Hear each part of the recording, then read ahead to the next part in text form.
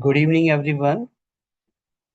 It gives me immense pleasure to welcome all the distinguished speakers, esteemed academicians, faculty members, research scholars, and all the participants joining us for the different parts of India and across the globe. Thank you all for the being with us this evening. So today is the day 7 of this 15 days online international faculty development program on research publication excellence from manuscript preparations to successful journal acceptance. So before we begin, I would like to express my heartfelt appreciation to the Jammu and Kashmir Economic Association, SSHI, Global South Research Foundation, B.S. Abdur Rahman, Crescent Institute of Science and Technology, School of Business, Manav Rachna University, Faridabad, College of Vocational Study, University of Delhi, for bringing together such an inspiring platform for learning, collaborations, and academic excellence. So today's sessions focus on one of the most exciting and rapidly growing area in the research, which is artificial intelligence in research. So artificial intelligence is transforming the way we conduct the research, whether we are identifying the research area or research gap, reviewing the literature, analyzing the data, or improving the academic, or we can see the writing. So this AI become the indispensable companion for the researchers, and these powerful technologies of AI is equally important to us, rapidly, increasing the, we can say the research instruments, or we can say the tool. So we need to use these, responsibly, ethically, and with unwavering academic integrity. So it is now my great privilege to introduce our esteemed resource person, Dr. Ankita Chaturvedi. So Dr. Ankita Chaturvedi is an associate professor at IIS Deemed University, Jaipur, with over 20 years of distinguished teaching and research experience. She has published more than 100 research papers in leading ABDC, Scopus, Web of Science, and UGC Care Index journal. She also serves as editors and reviewer from several reputed journals, member of the editorial board of like Taylor and Francis, CRC Press Publications, and her contributions to research is accounting, finance, and business studies, along with her guidance of doctoral scholars and active involvement in academic form, like chairing the different conferences, seminars, and faculty development program across the country. So, ma'am, we are truly honored to have you with us today. We are confident that your insights will help all of us to better understand how AI can be effectively and ethically integrated into the research process while enhancing the quality of the impact of the scholarly work. So, ma'am, this platform is now yours, and we really look forward to learning from your expertise. Thank you. Thank you, sir. Thank you, Sharif Mohammed, sir. So, first of all, I would like to thank Jammu Kashmir Economic Association for inviting me for this 15 days online international FGP. And it's really a pleasure for me to be connected with this association. And my special thanks to Firoz Ahmed Malik ji for calling me as a speaker. And of course, I would like to thank Professor Bilal Ahmed ji who get me connected with this association. So thank you so much. Let me share my screen and start with the session.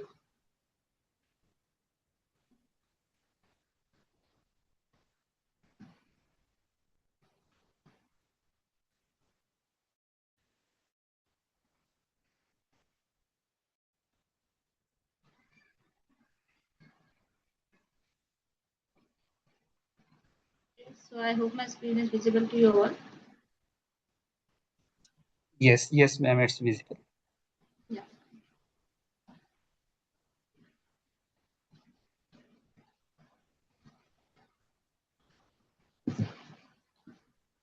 So today's session is on AI in research.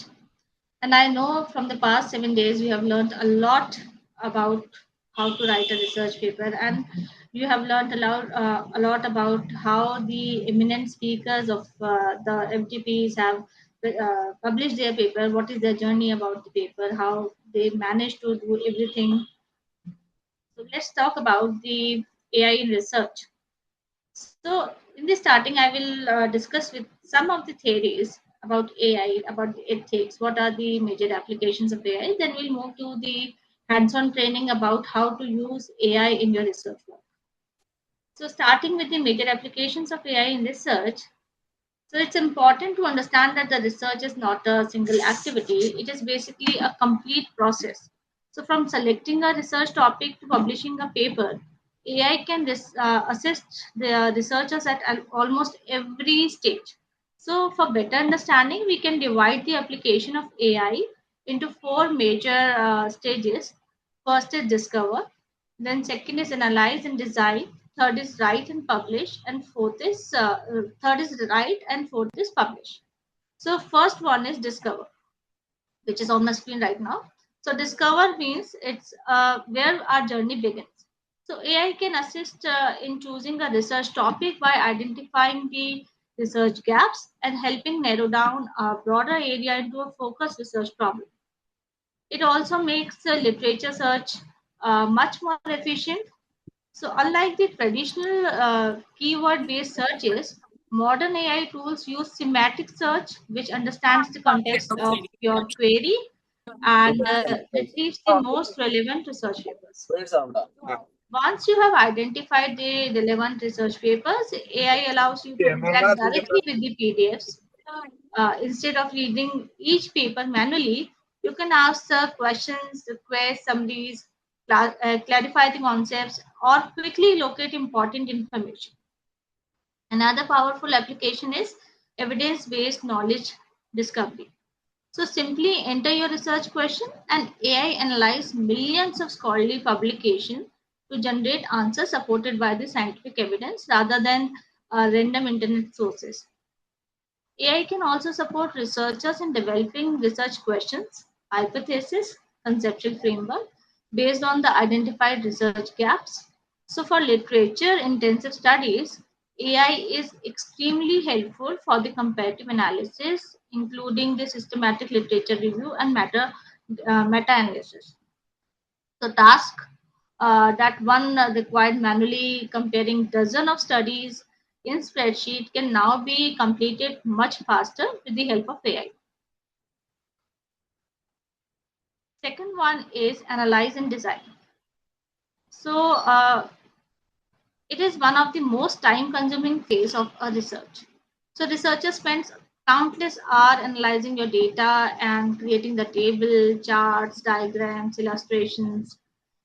AI significantly reduce this workload while producing the high quality output. So for qualitative research, AI can assist with the interviews transcription, coding responses, identifying the themes, generating the survey questions, extracting the meaningful insights. And for quantitative research, AI can recommend appropriate statistical techniques such as regression, t-test, ANOVA, correlation, and many more are there. So it can also assist in performing statistical analysis without requiring advanced programming skills. AI also helps to create the professional graphs, charts, dashboards, visualization, making your research come to design. Okay. Then AI can generate flow charts, conceptual framework, infographics, scientific illustration, process diagrams, and many more. Third is academic writing. So many researchers have excellent idea, but they actually struggle to express them efficiently, especially when your English is not the first language. So many researchers find it very difficult to put your ideas on a paper. AI serves as an excellent writing assistant by improving clarity and communication without changing the underlying research. AI can also help to generate the research outline, suggesting appropriate sections, headings, document structures for assignments, dissertations, theses, or journal articles, whatever. So it basically improves your language, your grammar, sentence structure, academic tone, making the writing more professional. AI also assists in paraphrasing, helping the researcher to express the ideas from existing literature in their own words while reducing the risk of accidental plagiarism. So, additional application includes completion, improving the coherence, formatting documents, and automatically generating the citations and references according to the different citation styles. So AI can help us in everything. So this is also the stage where many researchers ask an important question: that is it ethical to use AI in academic writing?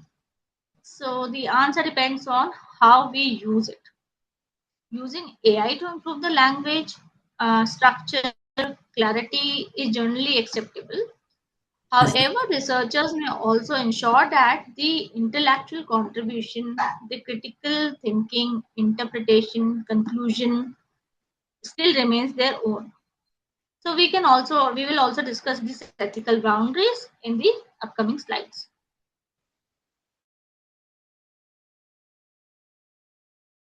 Fourth one is to publish. Ensuring that your manuscript is ready for submission. It can perform plagiarism check to identify the accidental similarities with the published work.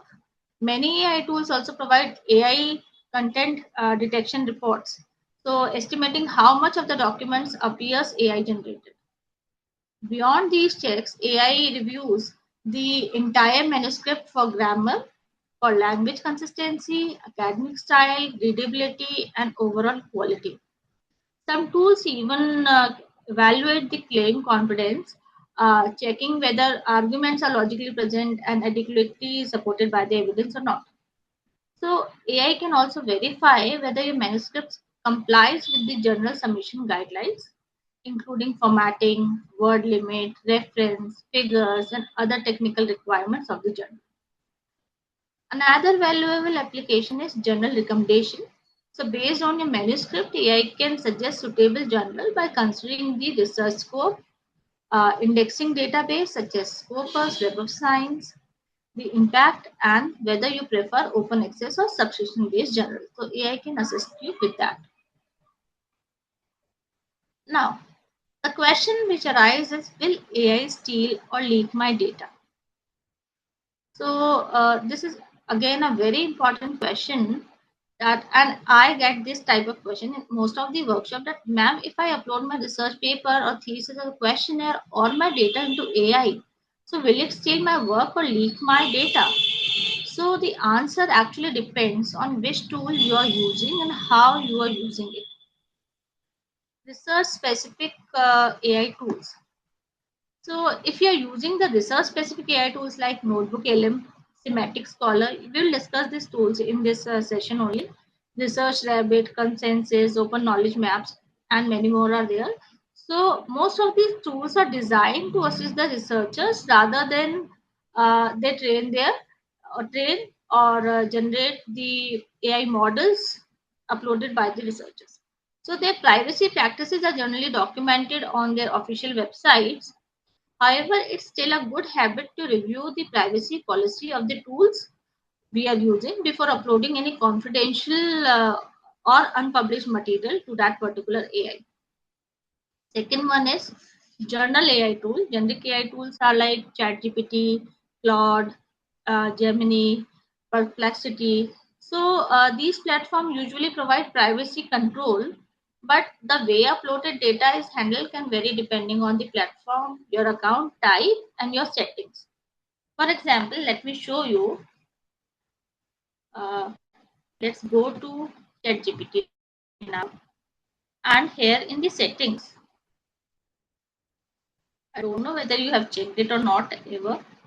So if I open the settings, see, in the data control, I have this: improve the model for everyone. It is off for me right now. If I switch it on, so actually, if it is on in your chat GPT, that means you are permitting chat GPT to use your data to train their model, which makes ChatGPT better for you and everyone who uses it, and we take steps to protect your privacy. This all is written. If this should be off, okay. So check your settings in ChatGPT that whether this data control is off or not. Same way you can check it in Claude. This is Claude AI. I'm going to the settings right now. In privacy, see. Oh. So first is location metadata that allows your Claude to use your course location metadata, and second is help improve our AI model, allow the use of your chats and coding session to train and improve the AI model. So if it is on like this, that means I'm giving the acceptance that okay, you can use my data. So always try to keep this off so that whatever you are uploading on Claude or ChatGPT, they should not use it to train their model. Okay. So back to our PPT now. So this is the generic AI tools.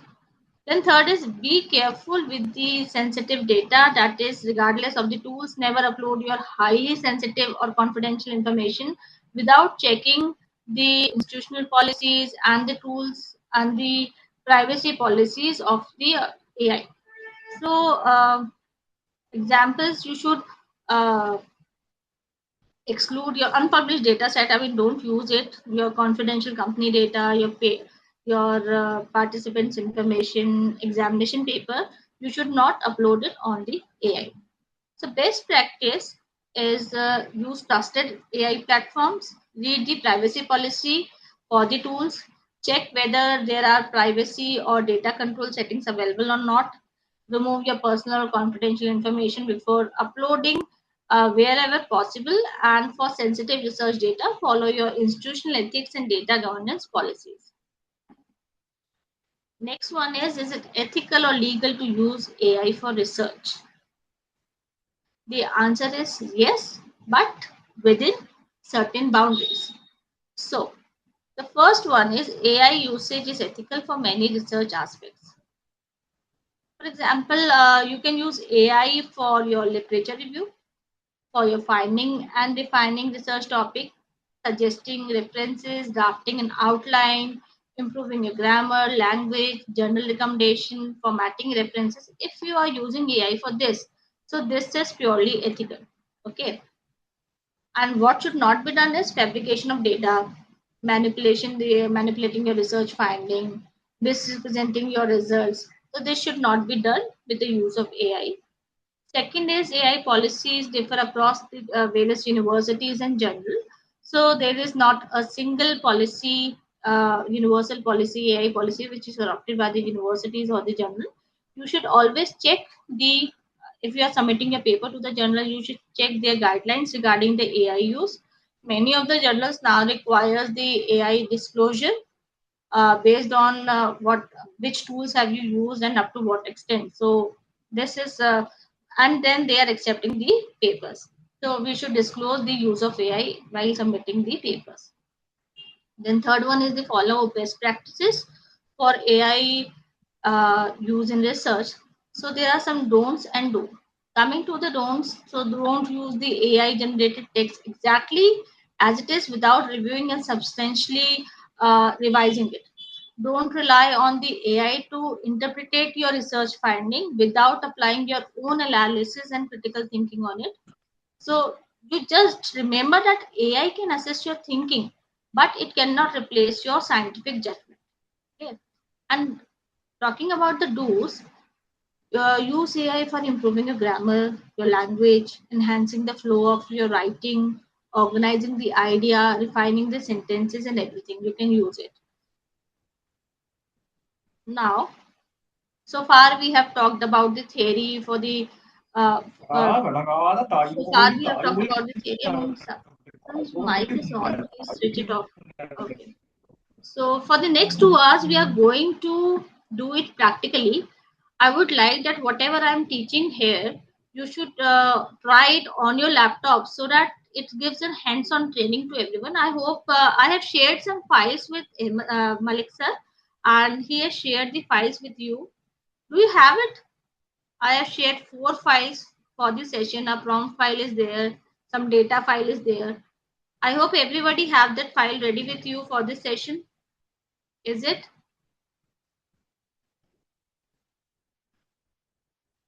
Yes, ma'am. Okay. Yes, ma'am. So let's start. Done. So firstly, we will start with open knowledge map. Okay. So coming to this slide. So does digital financial inclusion DFIs helps the woman entrepreneur? I am using this simple research problem for today's session. For the entire today's session, I will stick to this question and I will do all these searches on it. Okay. You can take your own question and start searching for it. Otherwise, you can, if you want to stay with me, check your answers, what I am getting and what you are getting. So you can use the same question. This question is there in your file as well. You can copy it there, copy from there and start. Okay. So we'll start with the literature review first. So when we usually start with the literature review, whenever we have a topic in our mind, we have to start a research. What we do, we usually go to Google Scholar, type a question over there, type some keywords over there, and we get a massive, overwhelming list of more than 50,000 papers. And actually we don't know that how to relate each of the papers. So today with the help of AI we will learn how to discover the literature and how to connect it. So firstly we'll start with the open knowledge map. Let's go to the internet and open the open knowledge. I will request everyone to write here open knowledge maps. Click it. Okay. So coming to open knowledge maps,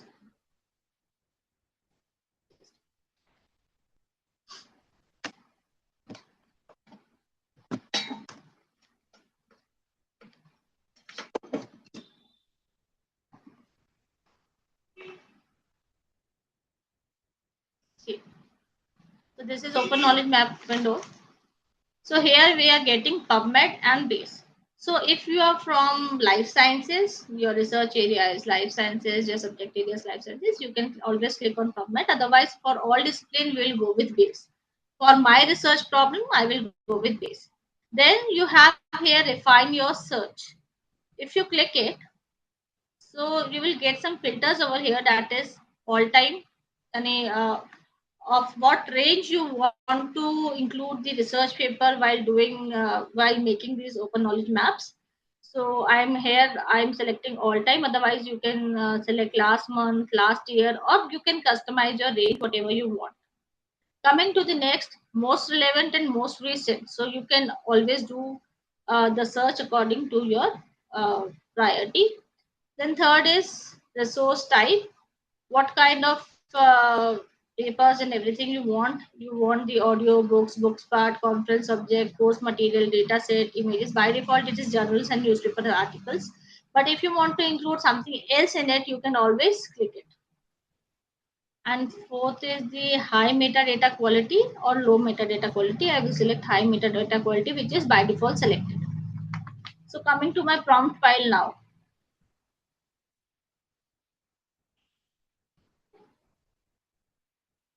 Coming to my prompt file now, this is the prompt file. Please open it on your laptops also.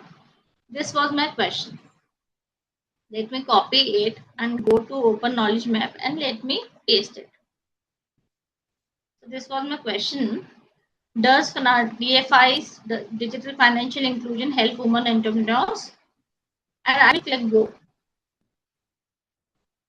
Now you will see that open knowledge map will not give me any answer. See, sorry, we could not create a knowledge map. Why this happens?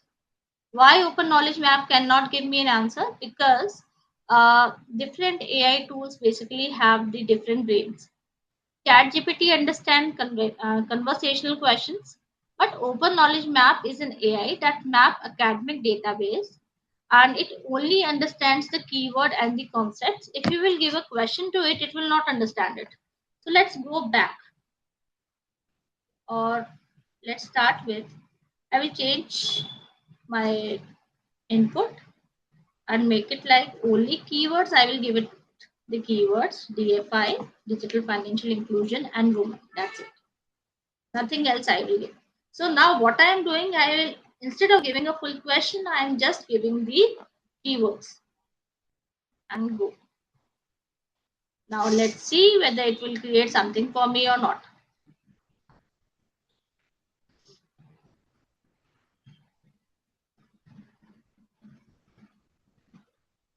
You guys are doing this with me or not?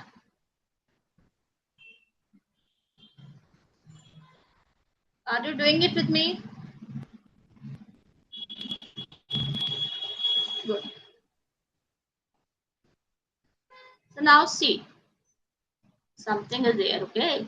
So what is it? So Open Knowledge Map has basically created thematic clusters for me from the literature, whatever it gets from the internet, it gathers it from there, the journal papers, the articles, and it is giving me a thematic cluster.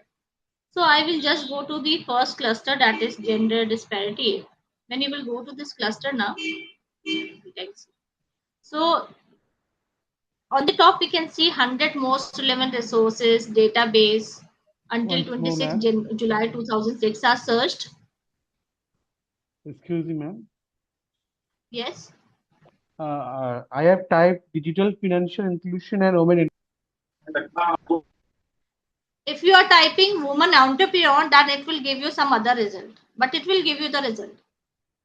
Digital financial inclusion, woman entrepreneur. Don't type any connecting word with it. Don't type and woman entrepreneur. Is it okay? You can just type the keywords, only keywords. Just type the keywords. Don't type any connecting word with it. Is that fine? Because in my window, I type digital financial inclusion woman. If you want to type digital financial inclusion woman entrepreneur, so it will search all the keywords all together and give you a result. Is it fine? Shall I move ahead? Okay. So if I am going to this first cluster, it is the biggest cluster. So let's see. So this cluster is about the keywords which it has included, the area which it has included is general disparity, economic development, financial technology, and these are the papers which are related to this particular areas and connecting to my keywords. And this open log shows that they have the open PDF available with them, so I can click on this paper here, and this is financial inclusion and women entrepreneur in Pakistan 2023-12-21 paper is there, and the resource type is journal research article. This is the abstract of the paper. Here I can get the open PDF. If I want, I can click it. I will get the open PDF. Right. So here I have the PDF. I can read the PDF from here, read the entire paper, and then if I want, I can download it from here. Then it will also give me the citation, cite this resource. When I will click it, it will give the citation in APA style, MLA Chicago, ACM. So whatever I want, whatever style I want, I can copy it and paste it in my Word document. Moreover, so here I also get the filters show any or the open accesses. If I will click open access, then all the open access papers will be shown here. The papers which don't have an open access will not be shown here. So now I'm back. So see, like this paper don't have an open access. The open lock is not here in the top. Then you can always sort it by the relevance, by the title, by the authors, or by the year. Okay. So these are some of the filters which it give you. Coming back.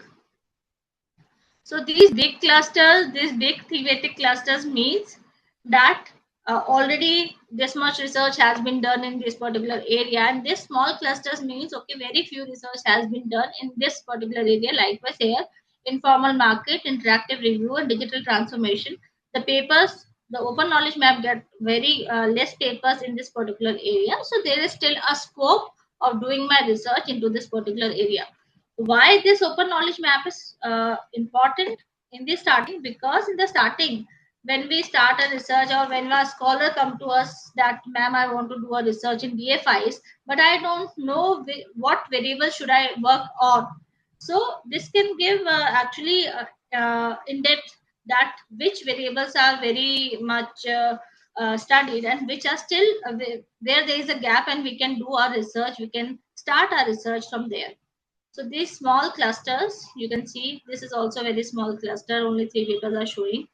So this includes the digital financing, entrepreneurship, mobility, and biotechnology.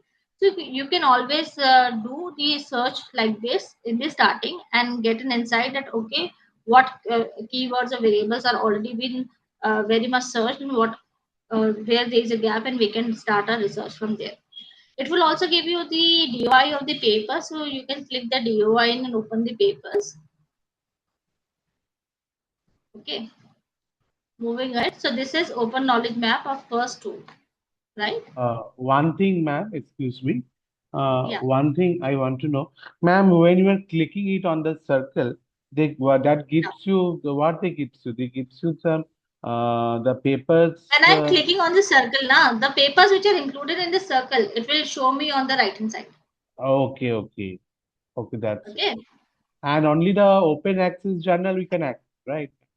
That the You can PDF. see if there is a close access, you can go to that particular journal, you can check the abstract, and if you have your university have an access of that particular, if a say journal is there and it's a close access, I mean the access is not open, then you can if your university have the access of it, you can always go Okay. for it. When Yeah. that means only the convenient option will be the open access. That is Right, the right. where Convenient option is the open access, but and we can likewise this open paper, the yeah. like see this paper is it's not open access, but Mm-hmm. yes, I can go to this. I can open this from here because there is a link. I can go to this particular paper I'm liking. The How abstract you is can here. I open it can up? read the abstract. Huh? You can, ma'am, you can open it from the your own access or something. No, no, Uh, no. I'm not able to open the entire paper. It will show me the abstract only. only the citation from the See, citation part again, you can. just have a look at it, please. I just click this paper. This don't have an open access. There is a Mm-hmm. link showing over here. Okay, okay, okay. Sometimes a link is there, sometimes a DOI is there. When I will go here, I Mm. can directly be diverted to the website from where it has picked the paper for Okay, me.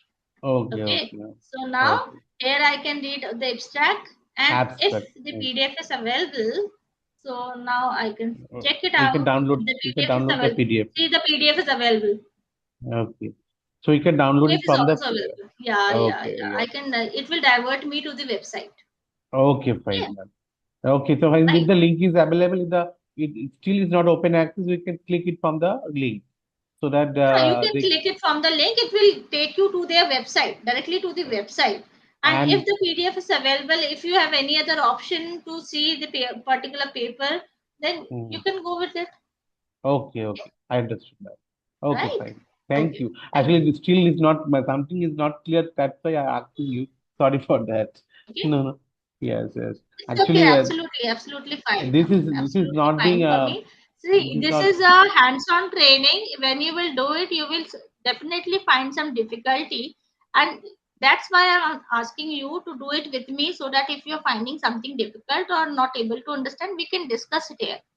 Actually, I cannot actually I can open on the screen of the laptop. I'm opening it on the phone only because I am screening it Okay, from the okay, okay. so that that Uh, you simultaneously I'm must doing have it with. opened it from the laptop because I will teach you many of the tools. Okay, actually, I cannot open other screening tools. Okay, okay, I will understood. Right. Right, right. You will get this video from the organizers. Definitely, you can see the video again and you can try it at your home. Okay. So, moving ahead. So, this was our first tool. Now, my next tool is Semantic Scholar. So, let's go to Semantic Scholar. In the search bar, write sorry, Semantic Scholar. Okay. The first one I'm getting this Semantic Scholar AI powered research tool. Just click on it. Done. Now again in the search, don't paste the whole question as it is. Our question was digital financial inclusion help women entrepreneur. Don't paste the entire question, but just write digital financial inclusion women, because again it will take only the keywords. Digital financial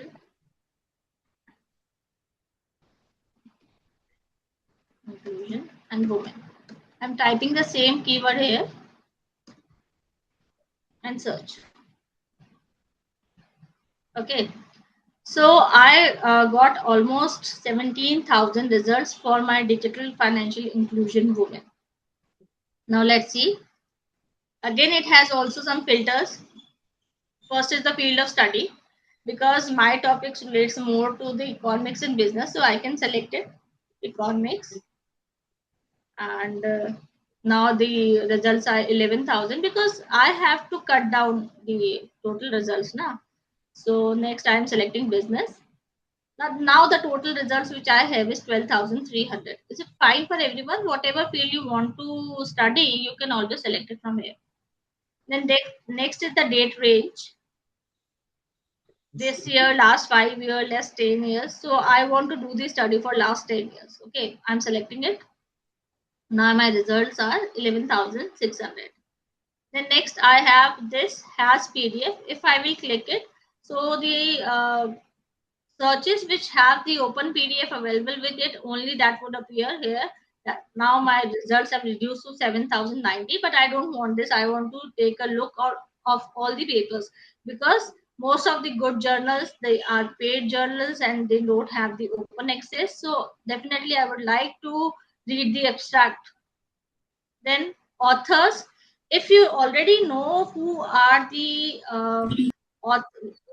best authors doing best in this particular field, who are doing a good work on digital financial inclusion and women entrepreneur, you can select the authors from here. Might possible if you are a research scholar and your supervisor has told you to refer some author, so you can check it, you can click it from here.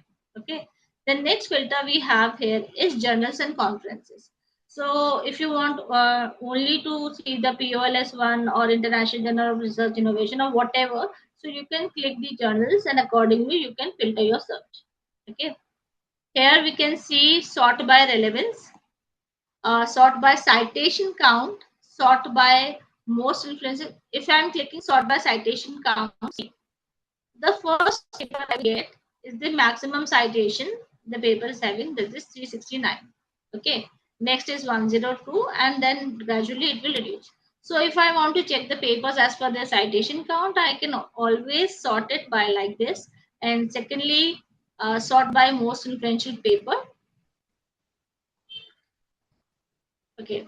So most influential paper seems like it is 369, again 102. So what is the difference between this 369 citation and 26 highly influential citation? Can anybody tell me what is the difference? See, a citation means whosoever has cited this paper, that comes to the citation. But influential citation means the one who have cited your paper, those have actually used your ideas, your methods, or your findings in their own research. So this actually matters more than a simple citation. So if a particular paper have a good highly influential citation, that means this paper has a good potential, and we should always refer to this paper in our literature review. Then next you can see TLDR written over here. This TLDR, what is it? This stands for too long did not read. This stands for too long did not read. This means the AI has actually read the entire extract, the process, and then process the methodology and the results, and written a custom online summary specially for you, so that you can go through this summary and then check that whether this paper is relevant for your research or not. Okay. So That will give you basically the main objectives and findings of this paper. So I'm finding this paper very good for my study. Let's go to it. Okay. So here it is showing me the DOI of this paper, then the paper details, the TLDR. If I want to expand it, then it will give me the abstract and the TLDR both. Okay. Then the PDF is also available. So if I will click it, I will get the PDF.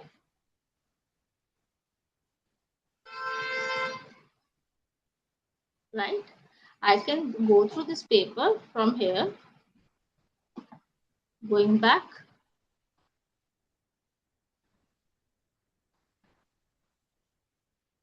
Okay. Now the PDF was available. Now this paper is already in my library. But if you want to save it, I mean, I will show you some other paper to save. Okay.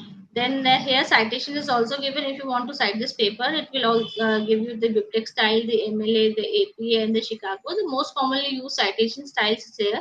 You can copy it from here and use it. And if we go down, you will see the tables, the 369 citations. If you click it, these are the papers which actually have cited that particular paper in their research. So if I want how they have cited it, what new they have done in this particular field, so I can always go to these papers, click on this. Again, you will get into this paper and you can read this paper as well. Okay. Okay. Then again, see, this is highly influenced or cited paper, and this is not in my library. So let's click it. If I want a particular paper to be in my library, I want to refer that particular paper in future. So I can always choose a folder. I already have DFI and digital financial inclusion created for me. Let me create a new folder, digital fin. Digifin I'm creating. Add a folder. I mean, because you will create a folder for the first time. Just check a folder whichever you want, in which you want that paper to be included. Save and close. So likewise, you can select your papers. The papers you are thinking that okay, this will help me in my research. You can save this paper in your folder, and then whenever you will go to Semantic Scholar again, by your login, so you will find it there. You can easily read it. Okay. Then coming next is the 68 references. So these are the papers which were in the reference of that particular paper I was talking about. So, and the related papers. Semantic Scholar also gave me some related paper to the paper which I have selected. Okay. So you can always go with these papers also. You can see to it and explore more and more you want to. So this is the Semantic Scholar. I hope you all understood it. Is there any problem in creating the folder or saving a particular paper? Is it clear?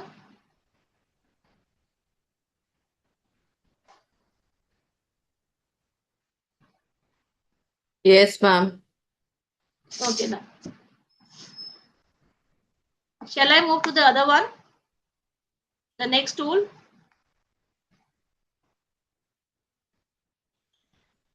Yes, ma'am.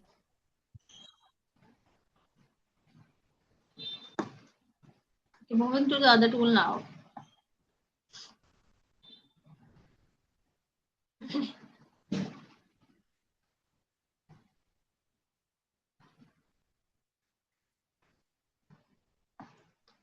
The next tool we have is Research Rabbit.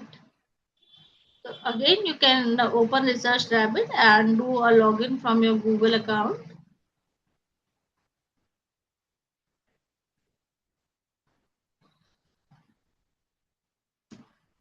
Open Research Rabbit.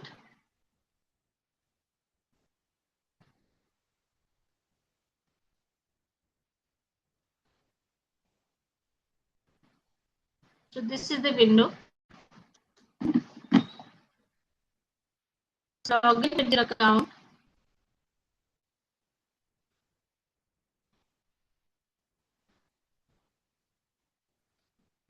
Okay. So mine is already logged in. You can log in with your account. Okay, is it open with everyone? Shall I start?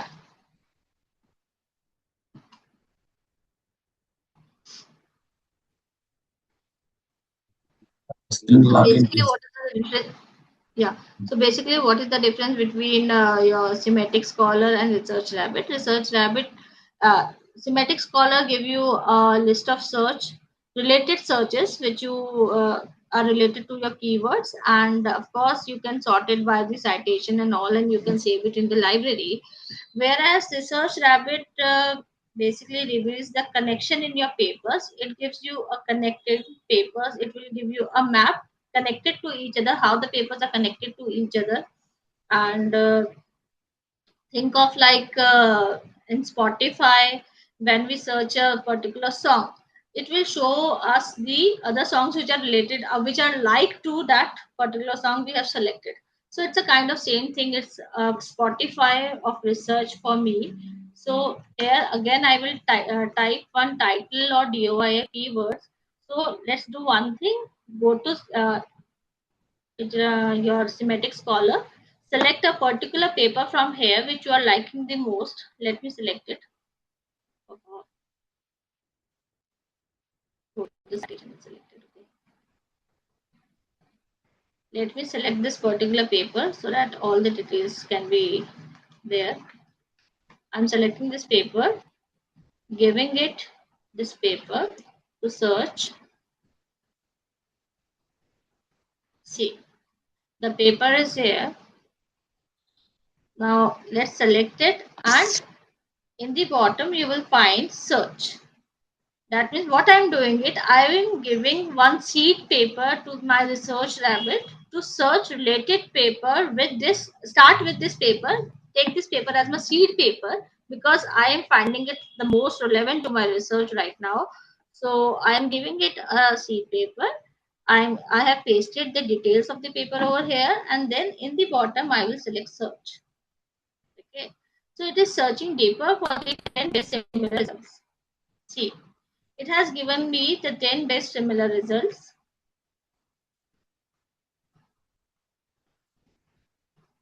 Okay.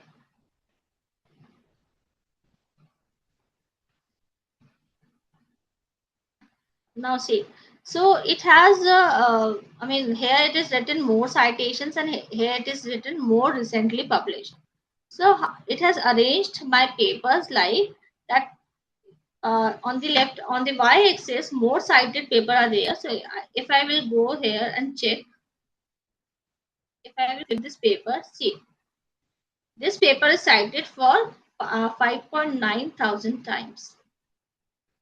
If I go here, this paper, again it is for 5.9. Now, it is not changing. I think all the references are same.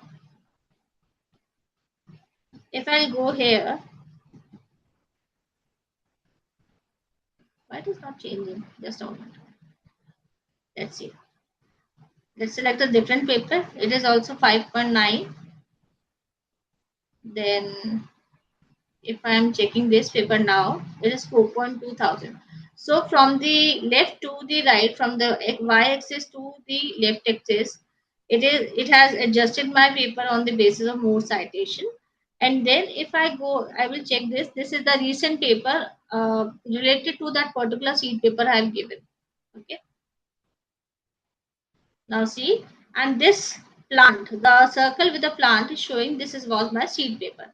Now, if I like this paper and this paper, so I can include these paper as more of my seed papers. I'm finding these paper very relevant to my research. I can add this paper, save this in a folder. Let's create one more folder. DFI. DFII I'm creating. Okay, because DFI is already there. Create collection. You can give it a color. Create. Okay. So these papers are now in my collection. And now press search. Now it has included 4 papers as my sheet papers. Okay, so there are now 4 papers which I am using as my sheet papers, and I have it has actually increased the search. It has given more options to me related to that particular paper. Okay, now if I am finding this paper and this paper more relevant, I can create a subfolder, and I can add it to my sheet papers, or I can create a subfolder in my folder and add it. Whatever likewise I want to do, I can do it. Okay, so folder.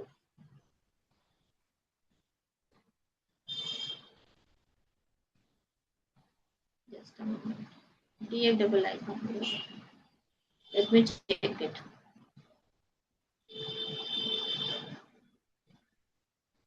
Why it is not showing DFII? Let me go to it. And if I will create a subfolder, now it will show like this. So these are my sheet papers. These are my more sheet papers added to it in a subfolder. I can give a different colors. I can relate these papers. I can go always to the papers, check these papers in detail. So these are the papers I'm finding very relevant to my search. The DOI and everything is given in the bottom. Okay. And if you have an excess of its upgraded plan, so you can search by the keywords, you can search by the publication date. You get many filter option over here if you have the subscription or upgraded version of Research Rabbit with you for your research part. So you can search by the quartiles, then general indexing, the open access or not, and this. So it gives you basically the filter option also. Okay. I can click on it and the whole paper will be there. I get the chapter in this particular, this is the abstract, and this is not an open access chapter. So I can always click it from there and then have a detailed look over to the paper or the chapter which I am selecting for my research. Fine. And here in the top, if I'm, you can look, there are 3 holes now. So this is the stage where we start. Then this is the next stage. Then again, this is the next stage. You can always go to the back because this rabbit keeps on moving to the stage we are in. Okay. So now this way you can check it. Then here are some filters. You can use these filters. You can uh, write a more keyword over here and filter your research, refine your research. If you click here, so this will show you the list of the papers, but not the network, not the map. Okay.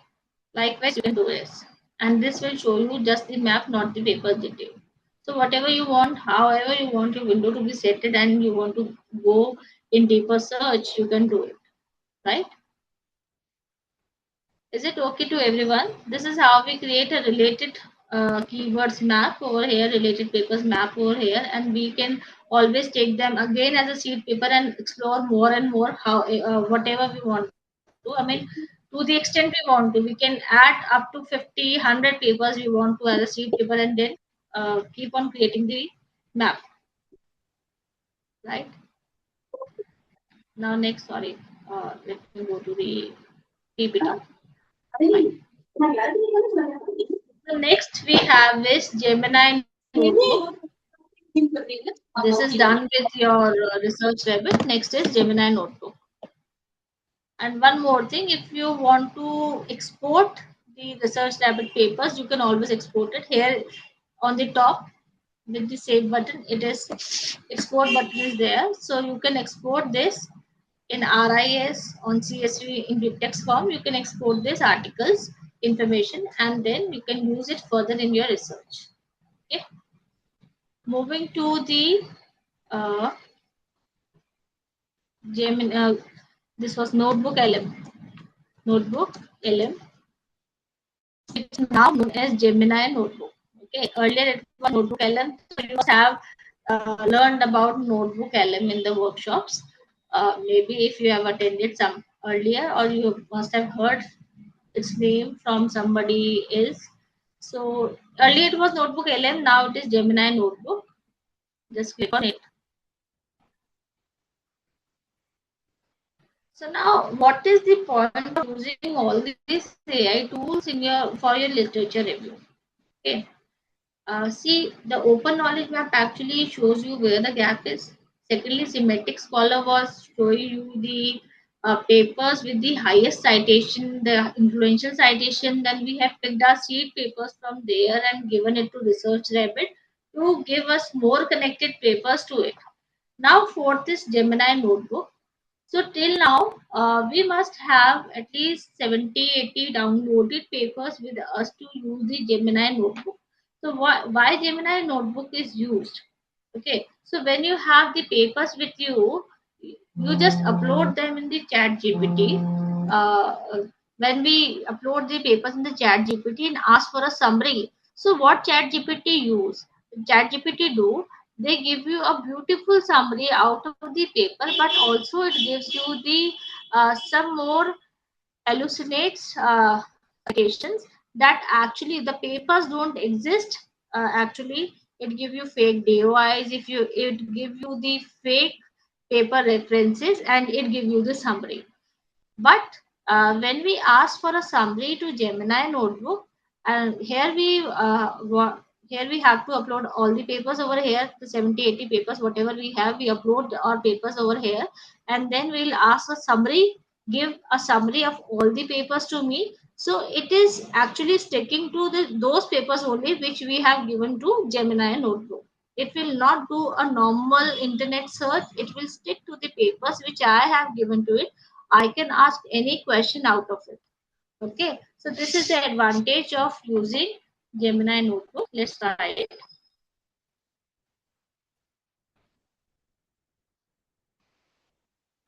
Okay, so again you have to log in with your account. I already have a login here, and see, I have already some notebooks over here.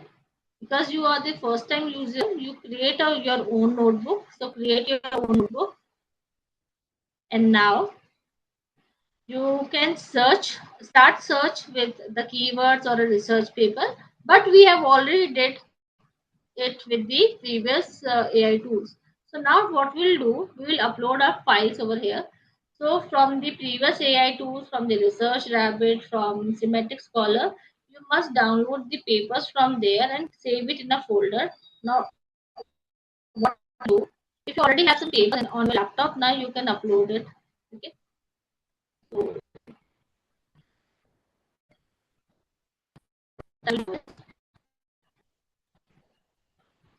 I have some DFI literature with me. I will just select all this.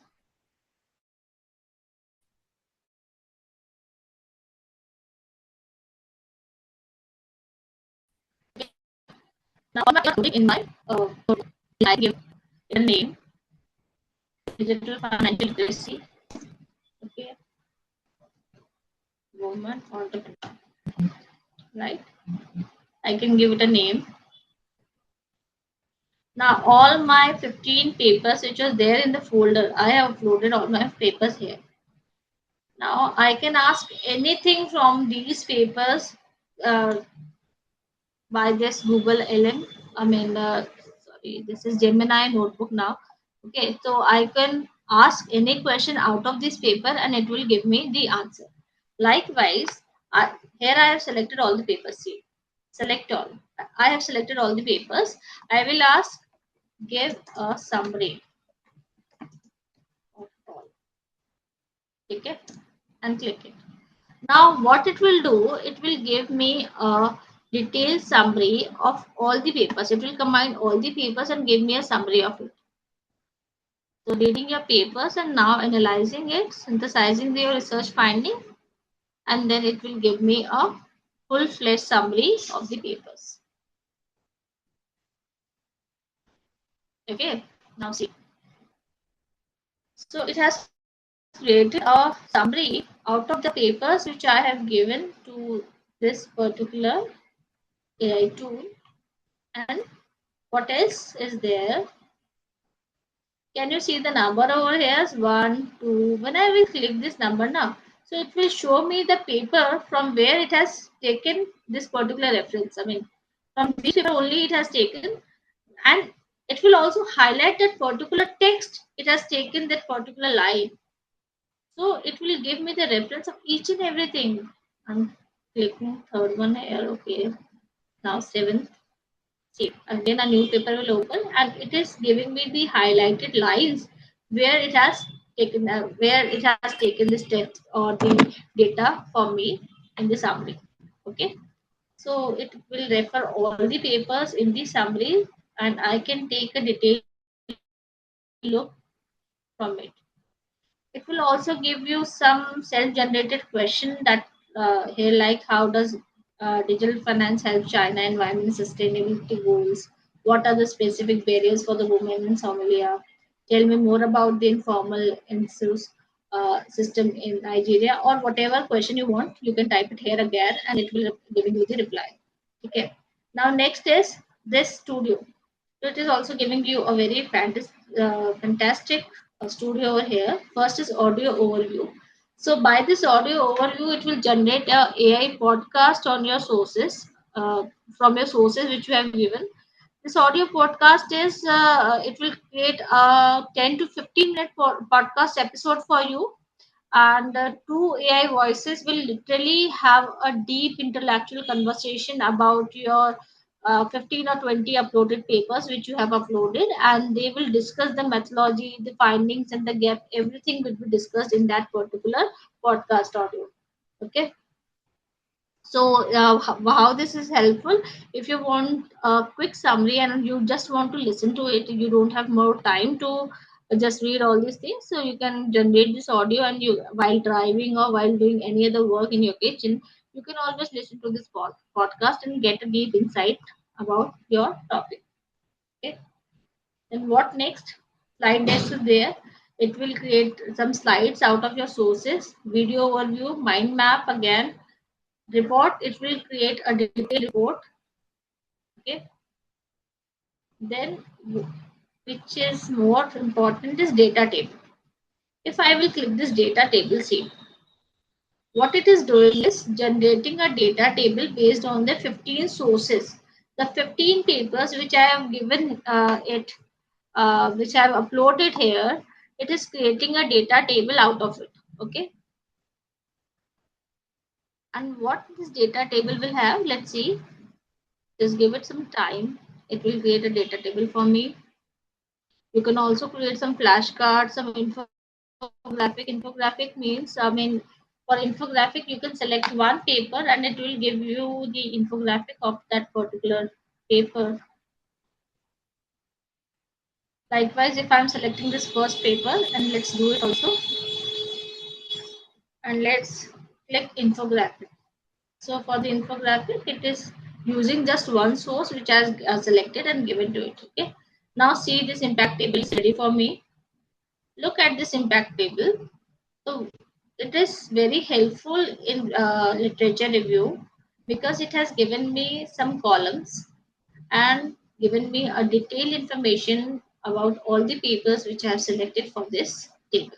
Okay, since I have selected all the 15 papers, so this table is generated by all the 15 sources, the region, the study population, the digital financial inclusion indicators, economic impact, environmental stability effect, social gender implication, key determinants, sources, everything is given.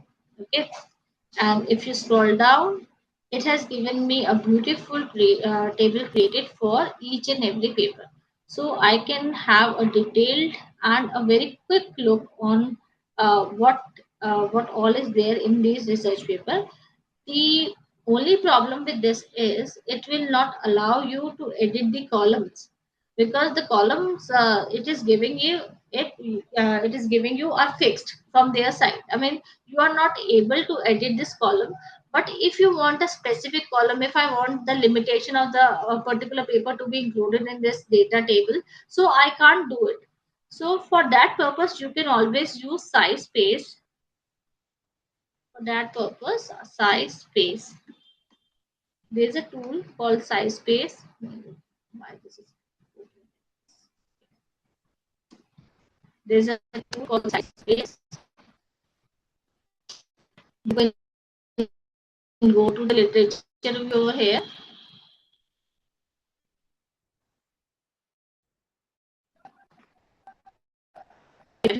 It's giving me does financial inclusion and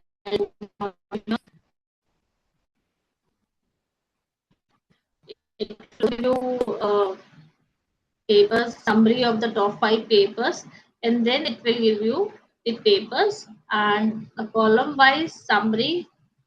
And if you want to edit these columns, here you get an option to edit it.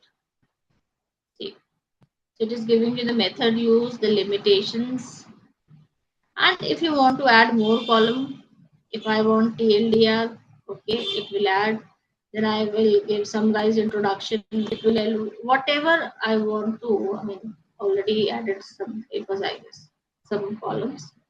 So if it's asking me money because I already added few of the columns earlier. But here, if you want to add literature survey, so you can add it.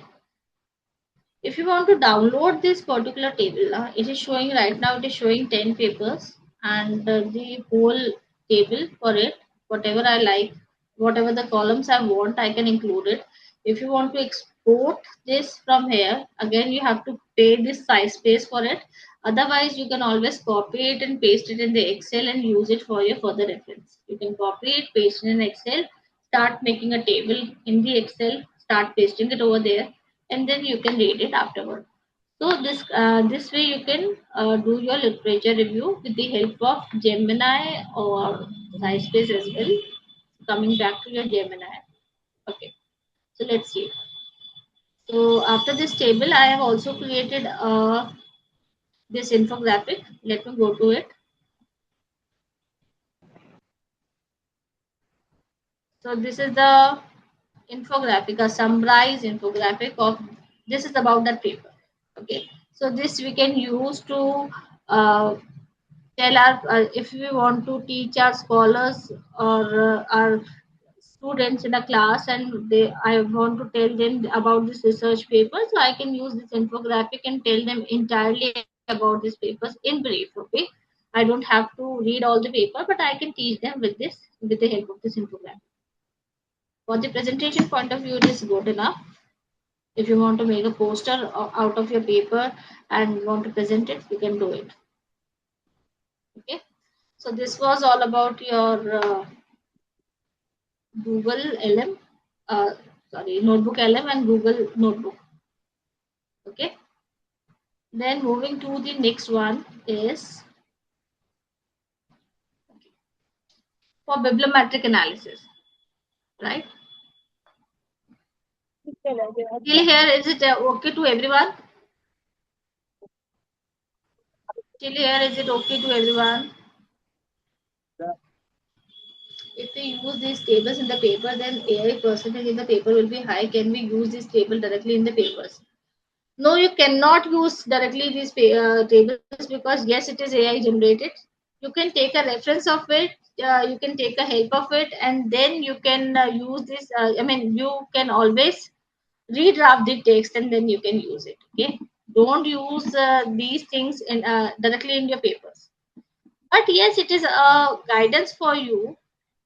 You can always paraphrase the sentences and use it. It's absolutely fine because AI is helping us and we can use it. So next is for bibliometric analysis.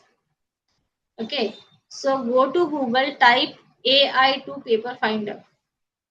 Now I will show you how to generate a paper, a bibliometric analysis paper with just AI. And please, this paper, the paper which will generate right now, it will entirely by AI. If you use this paper, it will show 99 or 100% AI generated. That's okay. But yes, if I have 100 or uh, maybe 150 papers I want to do a bibliometric analysis and I'm not getting how to start with it, what to do about it, so it will give me a paper created by AI and then I can use the idea in my research and draft a new one as per my knowledge. Okay, so don't use it as it is, but yes, it's a shortcut to create, and this paper will help you in your research. Okay, so go to Google and type AI to papers, AI to paper finder.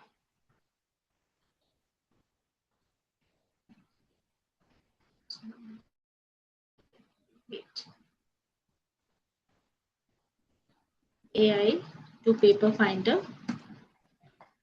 Okay, so now click this first. The first one, introducing AI to paper finder.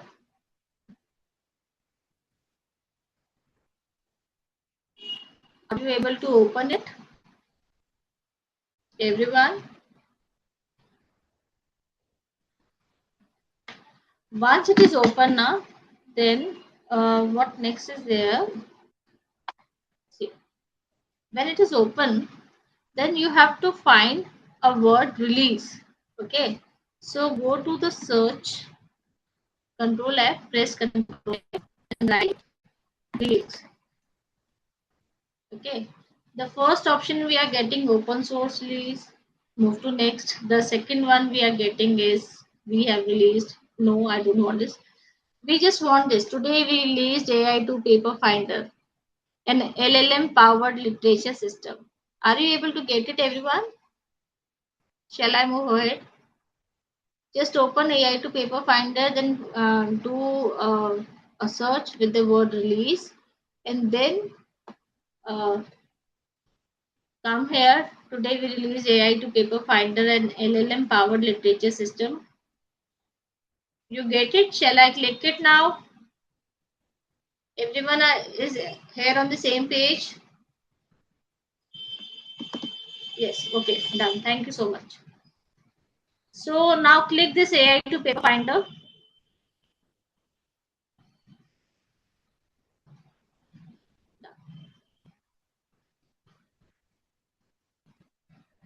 So now after clicking it, you will get this window.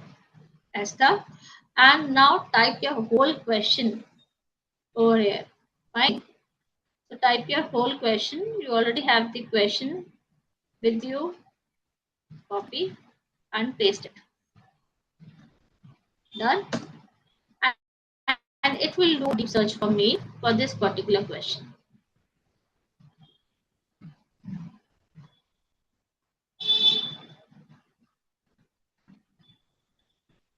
So it is searching papers.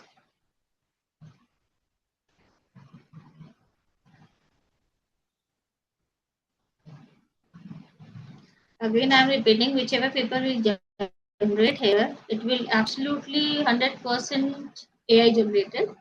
And but yes, if we want to use, the same literature review for a bibliometric analysis, we can take always a help of this AI tool. Just to, it will give me a entirely 25 pages paper, a well written paper. I can take a help of it and create my own. So it will give me a detailed idea about it. So it is sorting and ranking your papers and finalizing my research stage.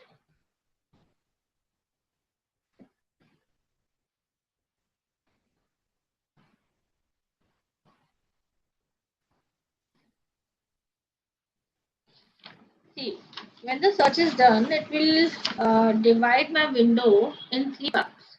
Okay. Now, so it has generated it has searched 74 papers. 74 papers related to, related to the question which I have given to this search. The first part of the window shows the prompting window. I can always give more prompt to it and add more papers to my literatures. Then in the middle, the papers, the 74 papers are there, which it has found for me. And in the last, the third part is the filter. If I want to apply some filters, the empirical base or evaluation of positive or negative or impact of digital financial inclusion, whatever criteria I want to use for sorting these papers, I can sort by relevance, sort by year, title, venue, citation, then relevance, perfectly relevant, somewhat relevant, the criteria, year, venue, author, whatever. Okay, so for now, I don't want to use any of the filter. Now export all citations. I hope everyone, we are on the same page. If we paste our own data in ChatGPT for paraphrase, it is plagiarism. I will tell you. Please wait for it. Okay. So I hope everyone is here on the same page. Yes, Shall ma'am. I go ahead? Okay. So how many papers you got? You also got the 74 citations only? How many papers you get? 74. Everyone is getting 74 only? Yes, ma'am. Okay. Right. So here when I will click export all my citation, don't export it in BibTeX, export in JSON file. Okay, and download. Now it will download a JSON file for this papers for me. Now the next step is, after this, okay, it is not on my PPT, so let me show you. Go to type deep, type DeepSeek AI. Okay, so go to DeepSeek AI. The first one with a fish on fish logo on it, just click it. Okay. Now you will get this window. In the attachment, upload your JSON file from the downloads.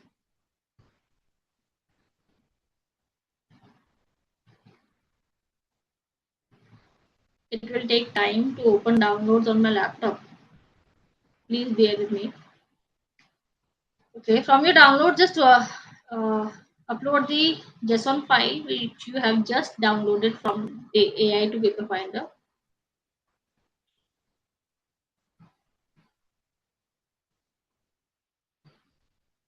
Okay, paper 2 file is there. Okay, so I'm uploading this JSON file. You must also be having it. So just upload it. Go to the prompts which I have given to you.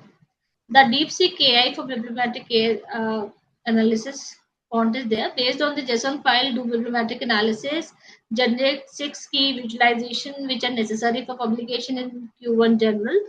Write the code in HTML. All graphs should have an option of downloading in SVG format. Now just copy it and paste it over here. Okay. Is it okay for everyone? And then click it. Okay, start it. So it will generate a very intensive code for me.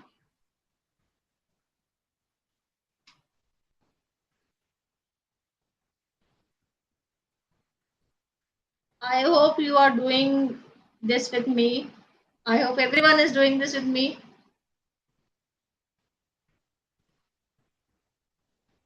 You all are able to do it or not?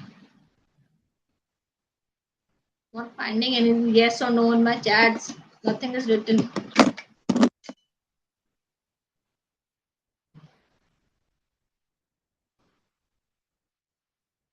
Are you able to do it? So what it is doing is generating a code for me. Okay. Let it generate.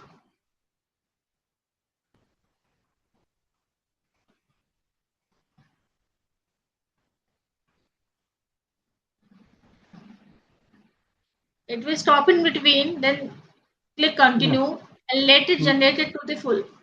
Ma'am, after the DeepSeek, what we have to do it? The bibliometric analysis. After the DeepSeek, okay, right. After DeepSeek, I mean on the DeepSeek, you just upload that JSON file and paste this prompt which I have already given you in a doc file. That means, Based on the ma'am, JSON file. Yes. I have to open the DeepSeek. That is Yes. the Open DeepSeek AI. okay DeepSeek AI. Okay. Okay. Open DeepSeek AI. You will get that particular window. That is the DeepSeek. Only the DeepSeek site is only the. DeepSeek only, है ना? Yes, yes. This fish will be there. Okay. Let's start now, right, ma'am? Let's start now. Okay. I mean, Okay. the code is it is generating the code for me, na, so I'm not able to check it. You will get this window, instant mode. Are you getting it? Instant. I got. Yeah, ma'am. Okay. Instant. So Yeah. now you upload your file here. Okay. Attach your file, the JSON file which we have downloaded from AI to Papers. AI to Paper Finder, we have downloaded a JSON file of that 72 to 74 papers you got, right? Yes, Upload that okay. particular JSON file and paste that prompt. Okay, I'm again going back. Continue. Just let it complete the HTML code for you. Let it complete the HTML code for you. It will take just 2 or 3 minutes more. Then it will generate the exact code we want. Just I hope everyone is able to do it. Ma'am, can you show the code page? Good to explore the idea. Okay, thank you. Showing the code page again. In between, it will stop and ask you to continue. Just click on continue and keep doing it. It will keep on doing it until unless it basically stops.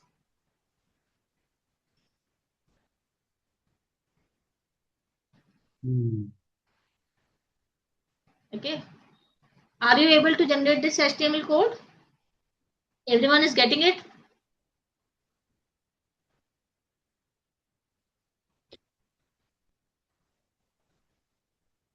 Oh, again it is asking continue. It's too big. Let it be.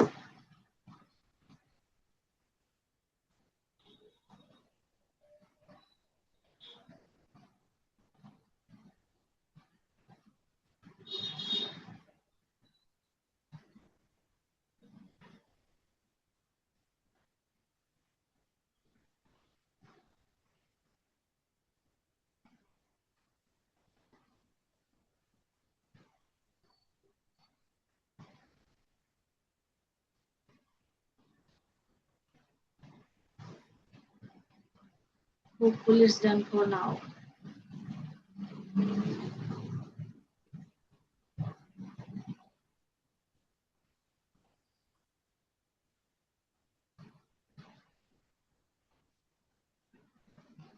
Okay. Okay. Now it has beautifully generated my HTML code. Now what I will do, I will copy this code, go to your notepad. Please see on the screen. Go to your notepad, open it, paste the entirely generated code. I have just copied and pasted it. Then save as, go to the folder you want, okay, and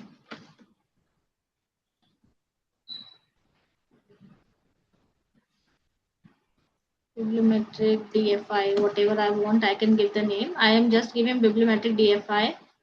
Then after it, write dot html. Okay, whatever file name you want to give. Yes. Okay, ma'am. Okay. Okay. So just give it a file name and write dot html after it and save it. Ma'am, I have created the HTML code. After that, what do I have to do, Yeah. ma'am? Go to the After that. notepad, paste that particular copy and paste your code in the notepad. Then save this file. Okay. Save as what you have to do, give it a name, and after this name just write dot html, which is very necessary. Okay, dot Okay. html, write it. Okay, Okay. this is So important. we have to save that file in a folder, right, ma'am? In a folder, give it a name, biblio Okay. or whatever you want. Okay, abc, whatever you want. So abc dot html is necessary. So dot html, write there dot html and save it. Okay, Okay. Okay. after this what we have to do, see, this is already a paper created by me Okay. with the Okay. with this file. Go to Claude AI. Don't go to ChatGPT, go to Claude AI. Upload that file and just give a small prompt based on this file, write a full paper. Why I'm showing this? Because it will take time. And if you'll keep a hold for it to generate a paper, it will take time. You can try it. Now you have everything with you. Just upload your file and write based on this file, write a full paper, because everything, all the instructions are there in the file. Okay. And now see, this, by this prompt, it has created a full-fledged paper for me. Let me show you. This is Digital Financial Literacy Inclusion Women Entrepreneur Review. Get it open. Claude will take time to generate it, but yes. Now have a look on this paper. This Now is we a have to, 14-page. Yes. ma'am, you have to now open the Claude. Okay. Yeah. Open Claude AI. Okay, okay, okay. Okay. Upload your HTML file there Okay. and write based on this HTML file. Write a paper for me. Okay. So it will create a beautiful, well drafted paper for you. Just have a look on it. It is a full-fledged 14 pages paper generated just by that bibliometric analysis paper, just by that AI2 paper, then DeepSeek, and then the HTML code, and with all the references, everything is there. See, a beautiful written paper.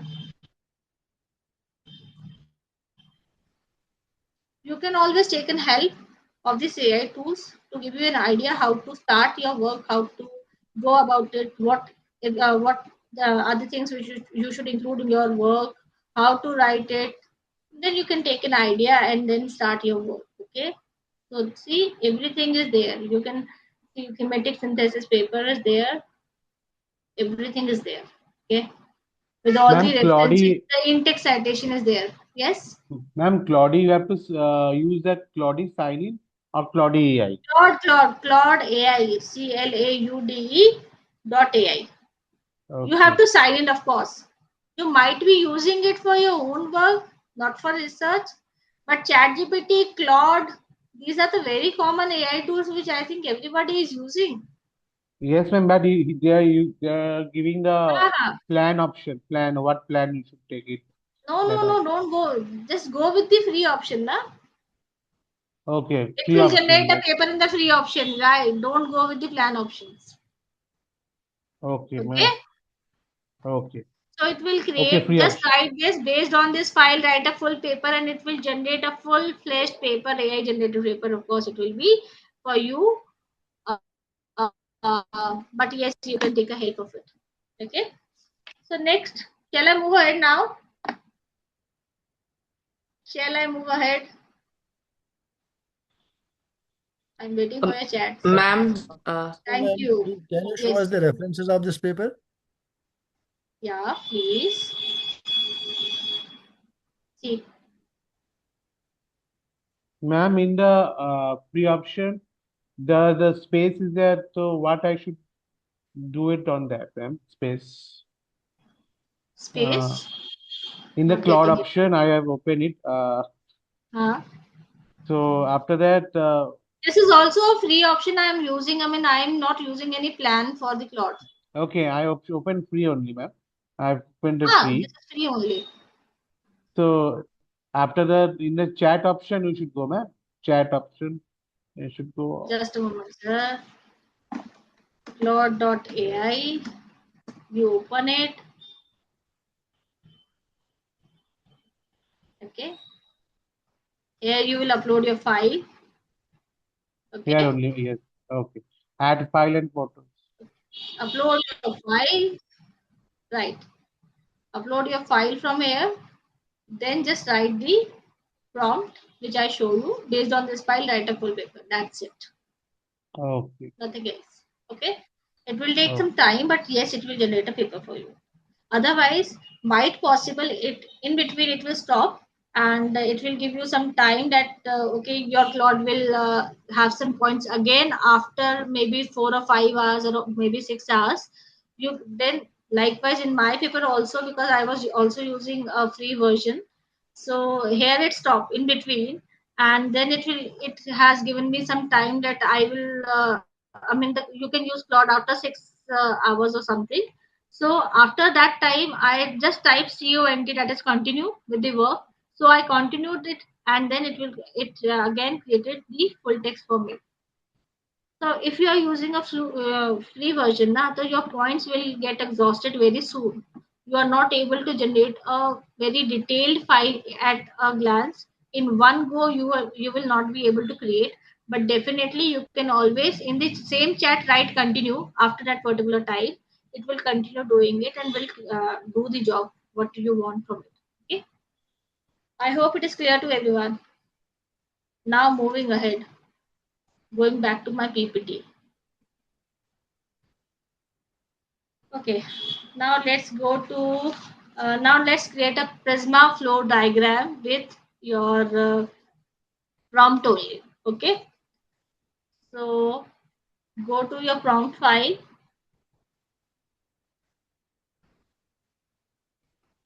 and yes, just look at this prompt. The DeepSeek AI prompt I already told you. So here I have written a prompt for ChatGPT, but actually ChatGPT don't give me an extensive paper in one go, so I use Claude AI for it. It is a better option. I actually forget to change the prompt over here. Then next, after creating that paper, you can use this prompt also to make your paper more impressive.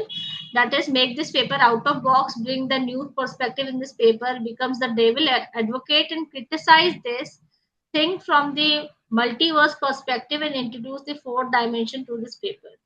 Once it will give you some suggestions now, then you should write this prompt. Next to it, you just write, now as you have found the problem in this paper, give me the remedies to plug in the problems and don't advise me, you will do it at your own. Again, it will generate a new paper, a revised paper for you, and whatever problems it has already found in that particular paper, it will revise it, it will change it and give you a revised paper to you. Okay, so you can use these prompts one by one, and you can improvise that paper quality. Then of course you don't use that paper as it is, just take this paper as a base, and you can then generate your own paper in your own words. Next is creating a Prisma chart by this prompt.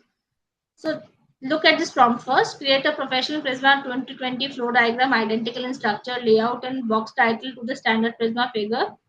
Now in this, because there are some stages: identifying, screening, eligibility, reasons. So here I have already written that record identified through database searching 2847. If you want to change this number now, so you can always change this number. Whatever Prisma flowchart you want to make by whatever number, you can change this number, you can change this count and use this Prisma prompt for your research work. So I'm copying it now and pasting it in ChatGPT. I'm copying this and pasting it in ChatGPT. Copy this prompt. Okay. Go to ChatGPT. New chats. Paste this prompt and enter.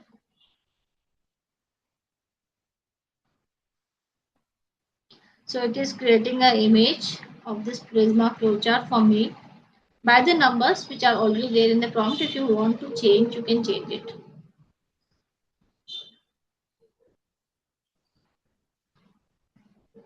So these kind of papers we actually use in this kind of Prisma flowchart we actually use in your systematic literature review papers. So it is a very useful prompt. It will generate your Prisma flowchart just in a minute.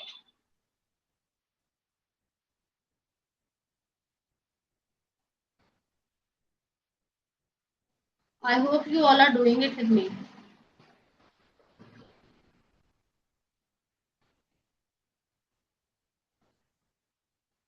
So in the chat, I'm getting a question from Aarti that is this paper generated plagiarism free? Yes, it is 100% plagiarism free, but not AI plag free. It is 100% AI generated. Okay, so you cannot use this paper. This is plagiarism free. In Turnitin, you will get either 1% or 0% plag, the normal plag. But when you will check the AI plagiarism for this paper, you will see that yes, the plag is there. I will show it to you. Don't worry, I will show it to you. Okay. So now see this, a beautifully created Prisma flowchart for you. You just, what you have to do, you just change the numbers and you will get a new Prisma flowchart for you. Okay, relevant to your research article, right? So very easily created just by a prompt. Next we have is AI tools for data analysis. So question okay. AI tools for data analysis. Before that, let's go to the prompt checklist for drafting a high quality questionnaire items. Okay. So because if we go with the flow of a research paper, we first do the literature review, then we create some questions, questionnaire for our analysis. I mean, for our to get the responses from the respondents, and then we move on to the analysis. So let's create a questionnaire first. So while creating a questionnaire, these are some points which, if I'm taking a help of AI tools for drafting my questionnaire, so these are some points which I should keep in mind and I should instruct my AI to keep in mind while giving me suggestions of making the questionnaire items. Okay, so the points are: construct first, questions later. Clearly define the construct. What is your independent variable? What is the dependent variable? The mediator and the moderator. Everything should be defined very clearly. Then one idea per question. While creating, I mean, these are the items which I should tell my AI to keep in mind while creating the questionnaire items for me. Okay, so one idea per question. That is the app is easy to use and secure. So these are two ideas in just one question. So there should be one idea in one question. Avoid double barrel question. Never combine two behaviors, options, or concepts in the item. Then next is avoid leading questions. Sometimes AI, when you normally give a search, you normally tell your AI or chat GPT to generate a questionnaire for you. It will give you some leading questions like digital payments are convenient, aren't they? So it's a kind of leading question which should not be there. Then keep the language simple, short sentences, no jargon, easy to understand. Only one interpretation at a time can be taken. Then avoid ambiguous words, use measurable wording, often, regularly, usually, frequently. So these words should not be there in your questionnaire. Then ask about one behavior or perception at a time. Keep the time frame consistent, because if you in your questionnaire your study is based on some time frame, so tell the AI to keep it consistent. Avoid double negatives. Okay, then ensure item measures the intended construct, maintain balanced wording, use consistent response scale, and lastly is request original item. Create original questionnaire item inspired by validate scale and do not copy the published item. So these are some some prompts which you should give to AI just to keep in mind while creating the questionnaire for you. Okay, so it will work on this. So let's go to the prompt file now. The prompt file questionnaire. Okay, prompt for ChatGPT identifying the research variable. Now after that literature review, I want to create a questionnaire. Okay, so I want to create a questionnaire. I am using again the same topic, that's DFIs help women entrepreneurs, right? So this is the first prompt, that is starting from it, that you are experienced. I am telling the AI that you are an experienced researcher and research methodology expert specializing in Scopus and Web of Science publication. I am planning an empirical research study and my research topic is, does DFI help women entrepreneurs achieving the entrepreneurial success?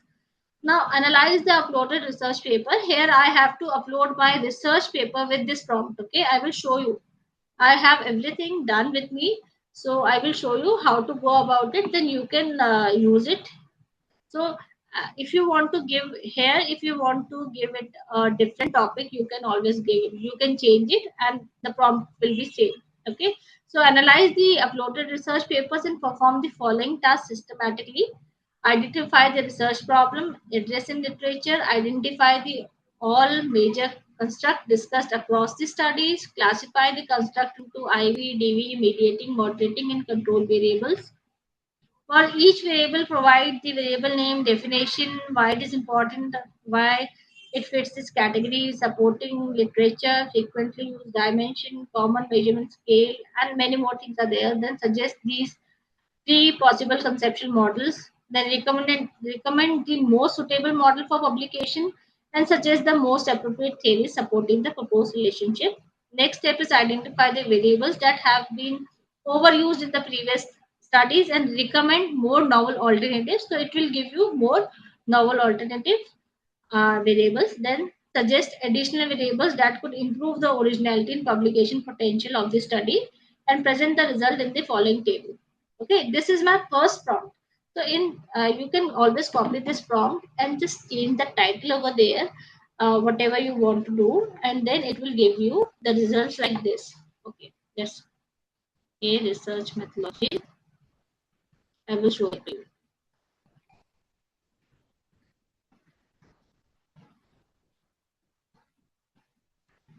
See, I have pasted the whole prompt over here. You are an experienced researcher and research methodology expert. And actually, what mistake I have done, I forgot to upload the papers with it. So in the next prompt, I uploaded all the papers. Okay, see, all the 15 papers I have uploaded, right? So when I have given the paper, so it actually started the step-by-step explanation, the step-by-step requirements I have given to it. Then it has given me some recommendation, and then I asked him to continue and complete the task because it was incomplete.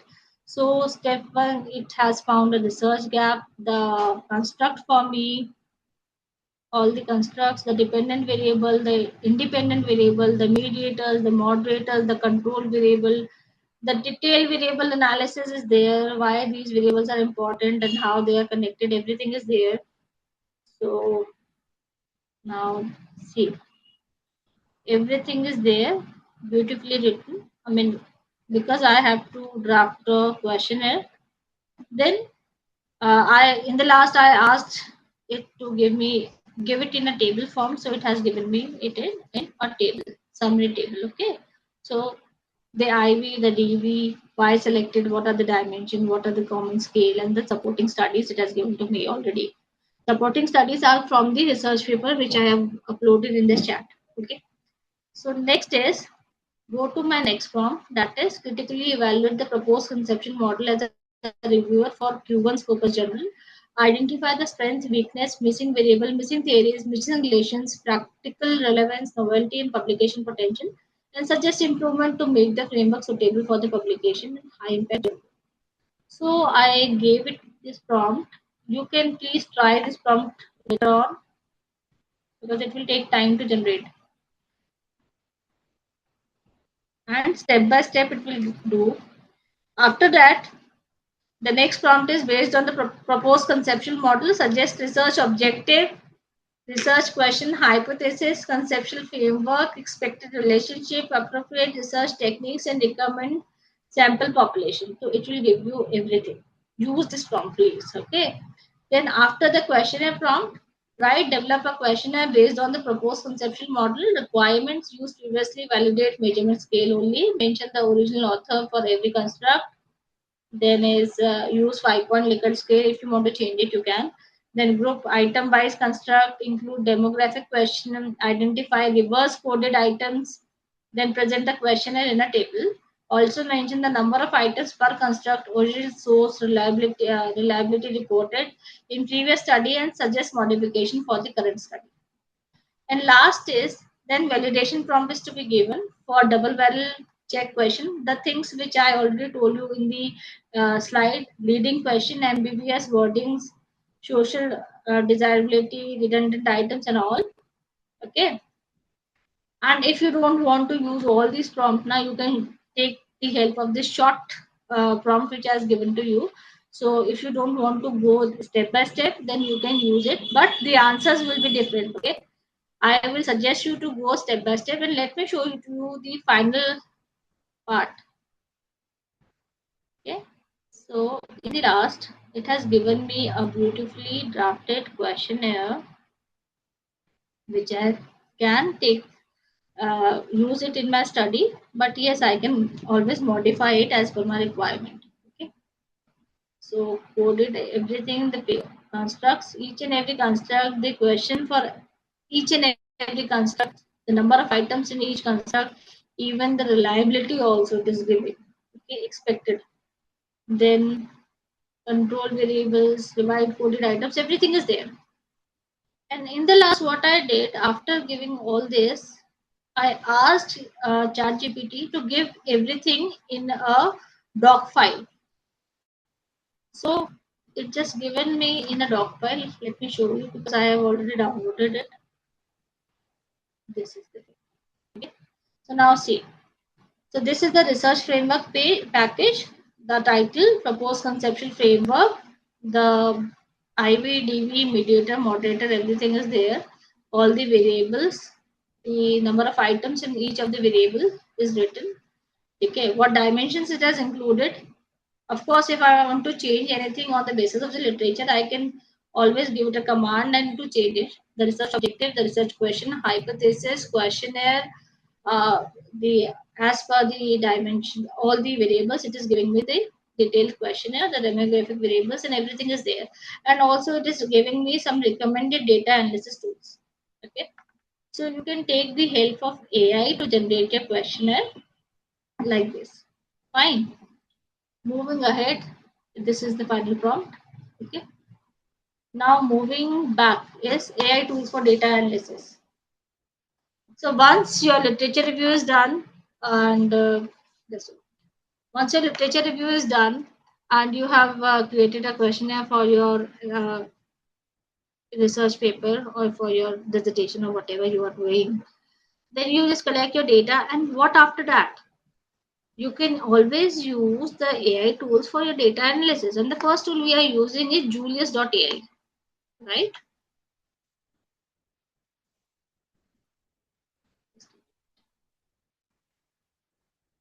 So now go to Julius.ai. I hope till here it is clear to everyone.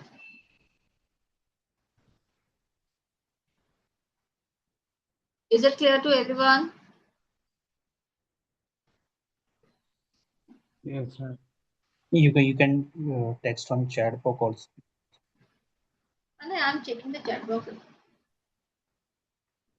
No new chats are there now. After the okay, now yes, ma'am is there. Fine. Thank you. Ma'am, all those links which we are using, they are all free. I mean, do we have to make any kind of premium? We have to buy those things for so many research. See, every research tool have a limitation. Every AI tool has a limitation to use it. Okay. Likewise, ChatGPT will restrict you after because they have some points with them. Once your points are exhausted, now it will refill your points after a certain period, maybe some hours, maybe a day. So that will be refilled. But as I show you in my chat GPT, I already have a pro chat GPT Go with me. It's a paid one. But in my cloud, it is free. So while creating that particular paper, I have to wait for the 6 or 7 hours waiting period to just refill my points and then again to use it. So it's okay, absolutely fine. And in chat GPT also, I mean AI to papers, deep seek AI is free. Okay, so for a normal search, it is free. But if you want to more get deeper into it, then you have to purchase the plans. Right. Okay, ma'am. Thank you. So moving ahead is Julius. Julius AI. Okay. Julius AI. Fine. Now I have shared a data file with you. Not that data file. We'll use some different one. Okay. HSB2. Go to Google and type hsb2.csv. So it's a open data file. I mean, it is used by many of the trainers to train the different tools. So go to HSB2 and here a file, data file is given to you, CSV file there, click it and download it. Okay. Go to Julius then and upload that HSB2 file. It will need my login, so I'm continuing with my Google account.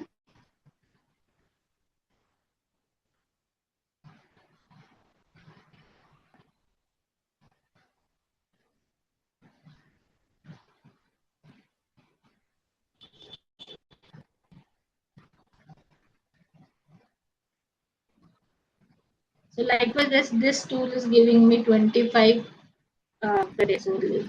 Okay, in a day I can use it. Now upload my file to it.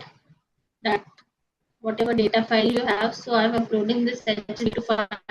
Download it from HSB2 window. Okay. So as I upload the file, it will start creating a summary report of that particular data file which I have uploaded. Okay. So I just uploaded a file and see run a regression to forecast nutrients and everything. Click it.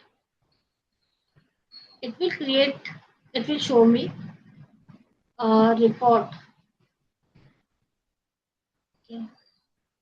So that file is uploaded. So this is the file format.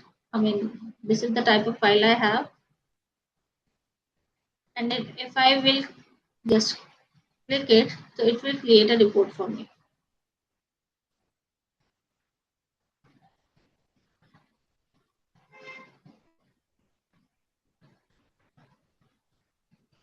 Actually, itself, this report is very well drafted and many things are included. Fail to generate the report, please type in it. Sorry. Let's regenerate it. You please try to create this report on a laptop. It will create a beautiful report for you.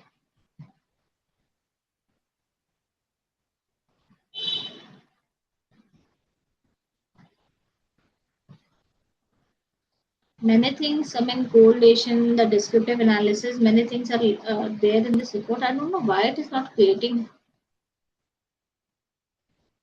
Let me go to the my previous database. Already I have it. Let me show you the report. Okay.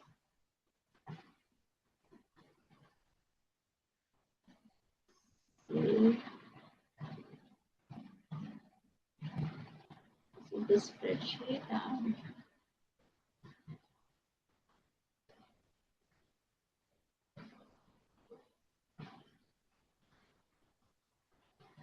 it normally creates a very good report. Why it is showing error right now, I don't understand.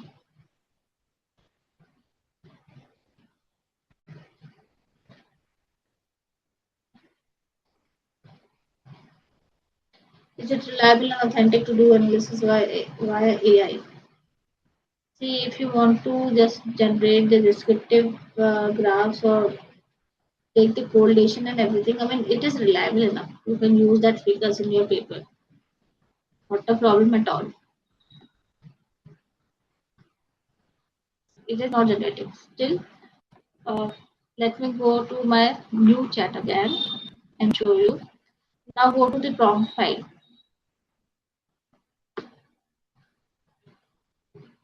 In the prompt file, in the last you will find like Julius AI and Power Drill. So for the descriptive statistics, you can give a prompt like this, analyze the data and provide descriptive statistics for all the numerical variable and everything.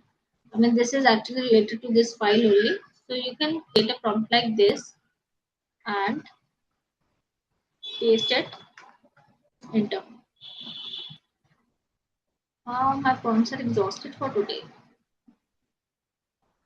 Just a moment. Let me change my login.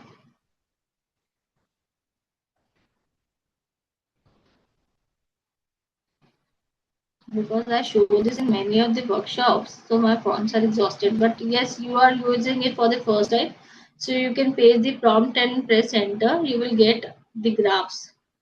All the descriptive analysis graphs will be there. Let me try with a different login now.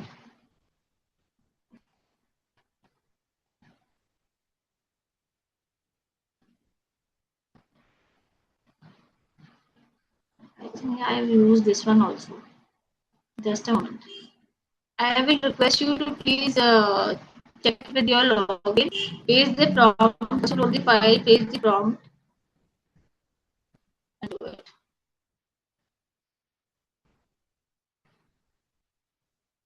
See here, I have already pasted it. The same file is here, and because I have used this also, so I'm not again doing these things. It will stop me to do this. So I Uh, have pasted here. I have Sorry pasted for, a prompt to yeah, analyze this yeah, data and provide descriptive analysis for all numerical variables. Report the yeah. mean, median, standard deviation, minimum, maximum skewness, and everything. So I pasted it prompt, and the answer which is here is it will give me a beautiful descriptive statistics, the center spread, the shade of the distribution, potential outliers, everything for all the variables which I given to it. Then in the next, if I want to check the correlation and anything, I mean, I can check the correlation also. So let me paste this correlation from, Actually, and ma'am, if sorry for my points here, inconvenience. We can take the session till, you know, 35. 8:35 till we can take. I think we are having more 7 minutes. Within next 7 minutes, we have to, finish the uh, meeting. sorry, Malik sir, I guess the timing was up to 9 o'clock. No, it is up to 8:30. In my mail, it was written 9 o'clock. 9 o'clock. You can go ahead. Let us see if it can, work. But the Okay, timing okay, was fine. from Let me 6:30 wind to up very 8:30. fast. Okay. Yeah, So you let can us see. please But paste. Yeah. Okay, I will wind up. Right. See. So you can paste the prompt whatever you like to do with the data file. If you want to check the correlation, if you want to check the ANOVA test or T test, you can do it. You just give it a prompt, it will check it for you. Okay. So just try it once, it will do it. Okay. Now see a beautiful heat map is also created with the all correlation matrices given. You have all the prompts in your file with you. Okay. So the next tool we have is Power Drill. Sorry, Power Drill. Okay. So let's go there.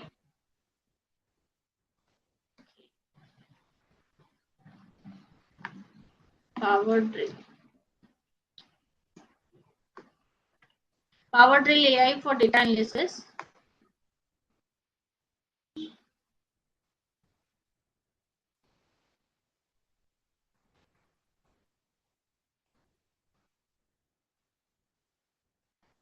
Okay. So again, you upload your file over here, HSB2 Olive, and upload your file, and then start with your chat. Let me show you the chats. Okay. I already have it, so I will show you. Once I will upload the file,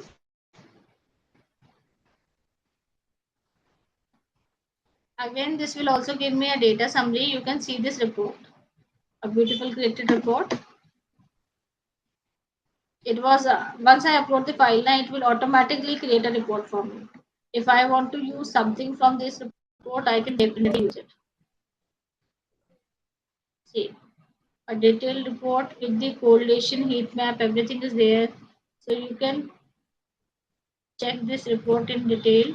It automatically creates a report for you as and when you upload the data file here, right?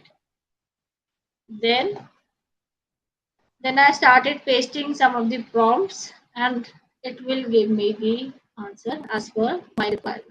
Again, I asked him to create a heat map of correlation. It has created, analyzed it, gave me the interpretation, everything. Then the regression model, everything I can do with this.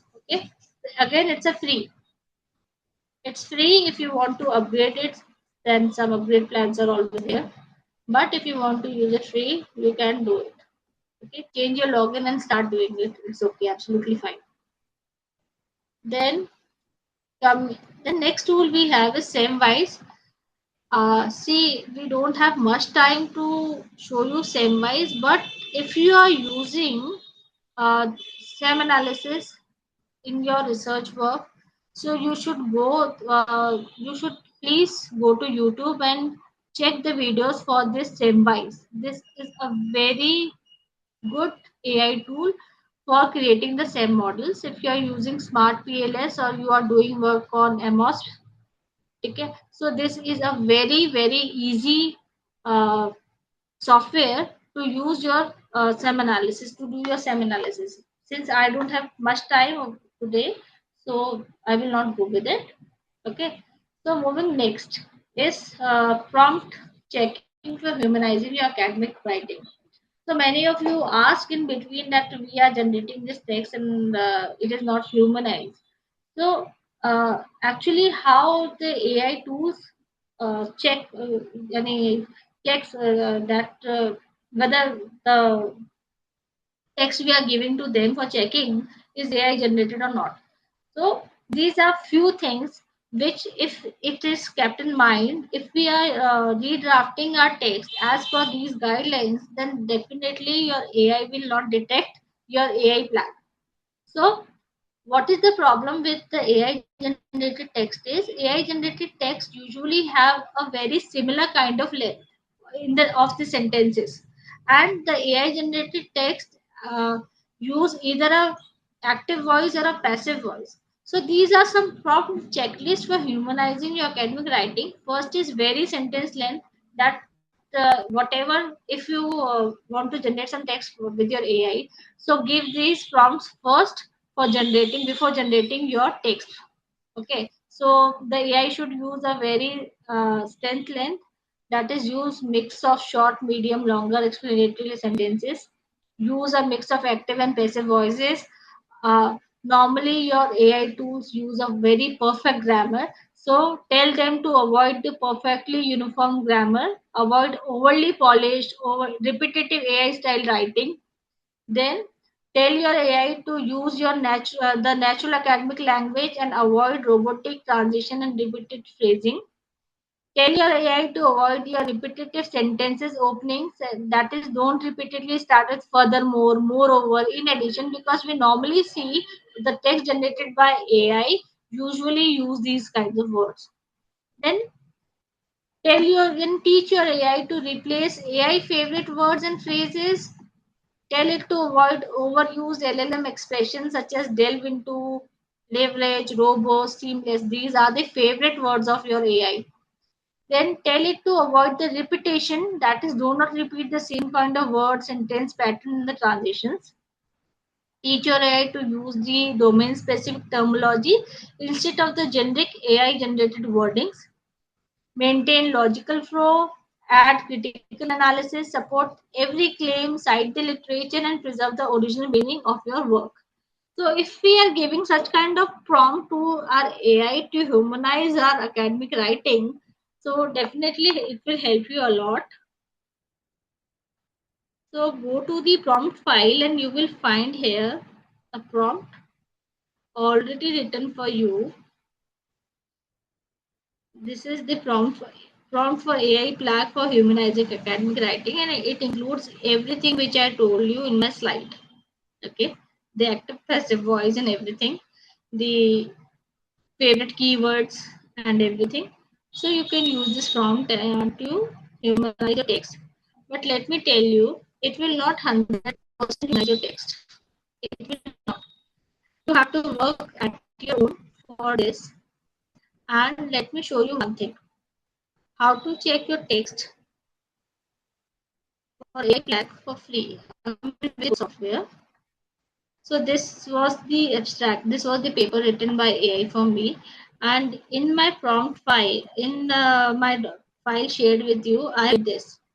For paper pal, I have already shared this text with this abstract with you. Just copy it. Copy it and go to. Now I'm going to Google. Then right here paper pal. Okay.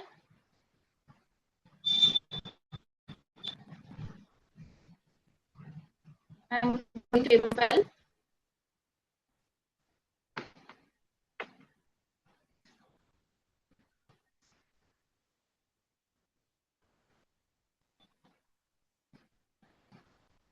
Done.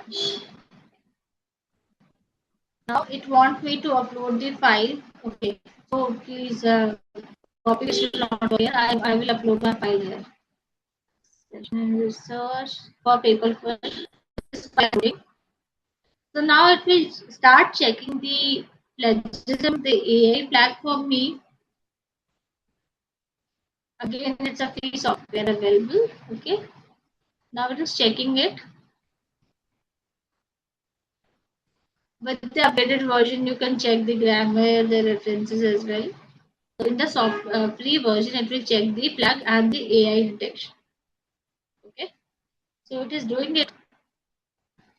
Let me check.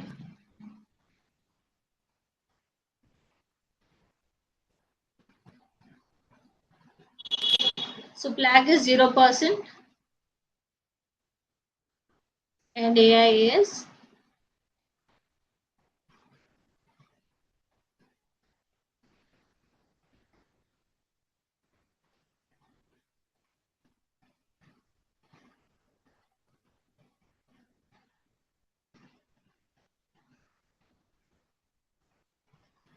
do it. 15 more seconds are there.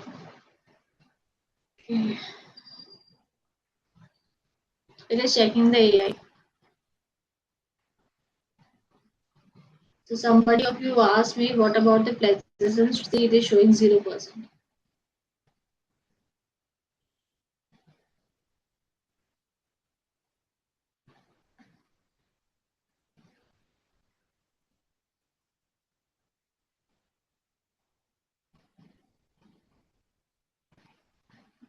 Processing.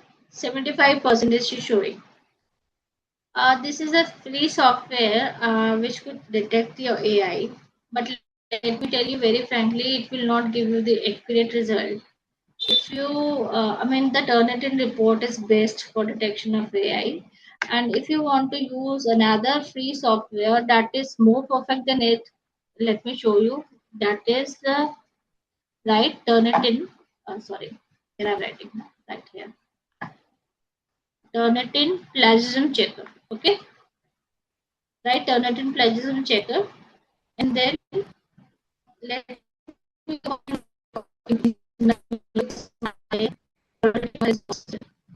I am opening it in the incognito window. Here I can use it as many times as I want. So I'm writing it, Turnitin plagiarism checker. Got it. And then go to this plagiarismchecker.org, Turnitin checker for students. Okay. Now it's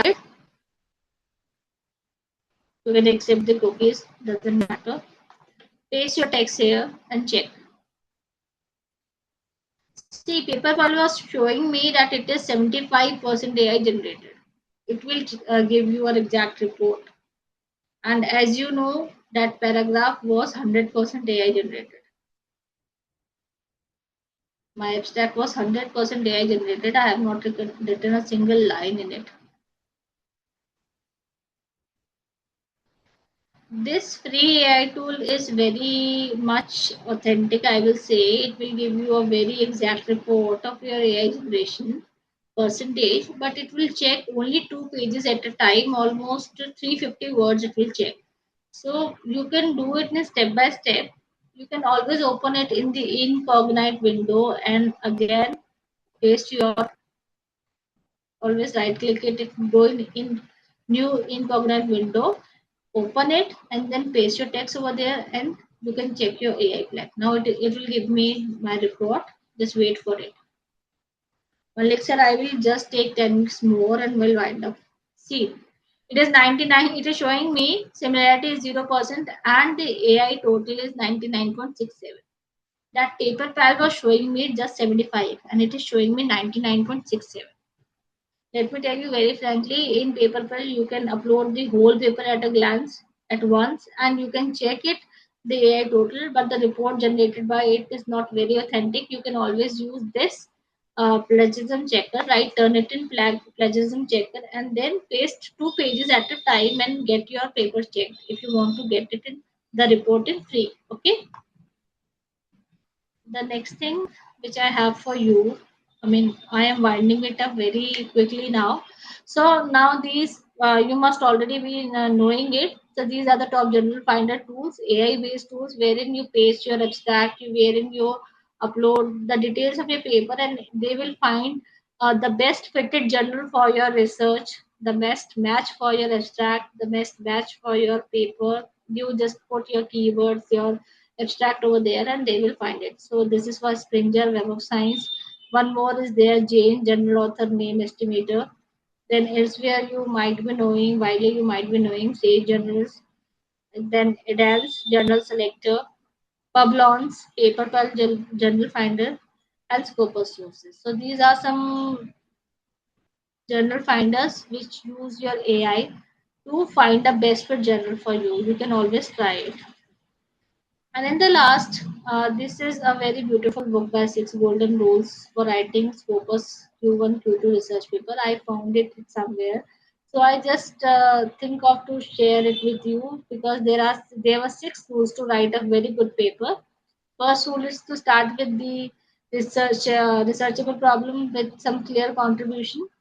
So turn on a broad topic into a specific testable research problem, then show the tension, contradiction, and the missing gaps in the prior studies. Write a one sentence contribution delta, what is the new in this theory, evidence, methods, or implication, and avoid a vague study of X topic and novelty claim without proof. The next rule is use theory and literature strategically. Every stronger paper explains not only what happens but why it happens. So, in your theory, whatever you write, if you are writing the literature review, use a argumentative mode for writing the literature review. Build a theory-driven conceptual model. Review literature as a synthesis matrix. What is known, disputes, and still unresolved. And end the review by showing why your study is logically necessary. You should avoid hypothesis dumping without any logic because in many of the papers we see the hypotheses are randomly written and the literature review base is not written over there. So please write your hypothesis with the logic and one paragraph per summary is not required. I mean, you should always do argumentative mode in your literature survey. Then define constructs well and match the right decision. Give every construct a conceptual definition and operational definition. Use validate scale. Protect against measurement error or bias. Choose the right design, descriptive, associational, exploratory, or casual. Use correct language. Correlation is not automatically impact or effect. Okay. You should avoid the poor defined construct and casual claim for the weak design. Then, sorry. Make the sampling and measurable measurement defensible. Your evidence must stand up to reverse scrutiny. Clearly define the population sampling frame, technique, and sample size logic. Report response rate, subgroups, adequacy, and possible sample bias. Establish reliability, conversion validity, discriminant validity, measurement invariance while comparing the groups. And you should avoid inconvenient sampling with over generalized claims and testing groups differences without scale comparability. Then is the plan analysis early and report result meaningfully. So pre-plan your data cleaning, diagnosis, model choices, and robustic check. Test assumption instead of cherry picking models. Report the coefficient, confidence interval, effect size, model fit, practical significance, and explain what the number means in real time. And last rule is discuss smartly and write with publication discipline. So answer each research question directly in the discussion, explain theoretical, practical, and policy implication. And whenever you are writing your findings, just relate it with the literature review which you have already done. So what others have found and what you have found for the same thing, you should also mention it. State the limitations honestly and suggest focused future research and maintain publication discipline, strong abstract, logical structure, citation hygiene, and review empathy. So thank you. I hope I wind it up on time, Malik sir. Thank you so much.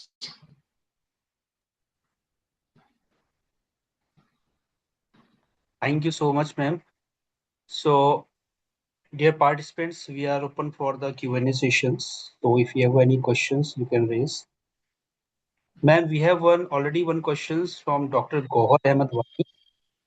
So, I'm not on the screen, just a minute. My laptop. Can he's you asked, please stop sharing my screen? I'm not able to get it. Stop sharing my screen. Okay, done. Thank you so much. Right, please. so he's asking, it is reliable and authentic to do analysis. Why it is acceptable by journal that See, it is. You can't do a detailed analysis. No, no, no, no, no. A detailed analysis should not be done with it. But I have shown you same-wise. It is reliable enough, and you can do the analysis if you want to. You can use the descriptive analysis tools, and the correlation can be also calculated by this. But for further deeper analysis, you should always use a good software like Spaces or the Smart PS or any more software. You can do it with R. Okay. So don't actually much rely much on the AI tools, but yes, these tools can help you out. another question is the papers are retracted because of generative AI. Yes, sometimes it Any do. other question, participants? Ma'am, I have few observations. Can I? Yes, yes, Yes. yes, please. I'm Dr. Shaukat. Yeah, So I'm one of the participant, and as you have shown us that there are many AI tools which can be used for research help. So when AI is right. using our job very easy to do things, and sometimes what we do when we are generating the papers from AI or any text from AI, then we use any humanizer to humanize it. Then no Yep. software is actually detecting that this is actually being getting humanized. Okay, so Mm, what are the ethical right. concerns which one should take into consideration to humanize the AI text and then claiming that this is the text where AI is not being used? Do we have any ethical Okay. concerns in it? So definitely we have it. We should not entirely write a research paper as I showed you from AI, because I actually shown how to write a paper from AI, but that ethically it is wrong. Okay, you can always generate a text from AI and then you can redraft that as per your own. That is while writing, we should always put ourselves into it. We should put always our idea into it. We should not take the idea of AI No, at ma'am. a Actually, glance. my point is actually Uh, there are Sage publishers and Supringer publishers. They have their own AI right, policies. Okay. right. So Yeah. once we are actually using AI, they are asking us, uh, you can Use mention the that AI and you can disclose it. Yes, you yeah, can we disclose have it. to disclose it. Okay, Right. so when I know that even it was very difficult because we belong to Gen Y, so it was very Mm. difficult to generate a research idea.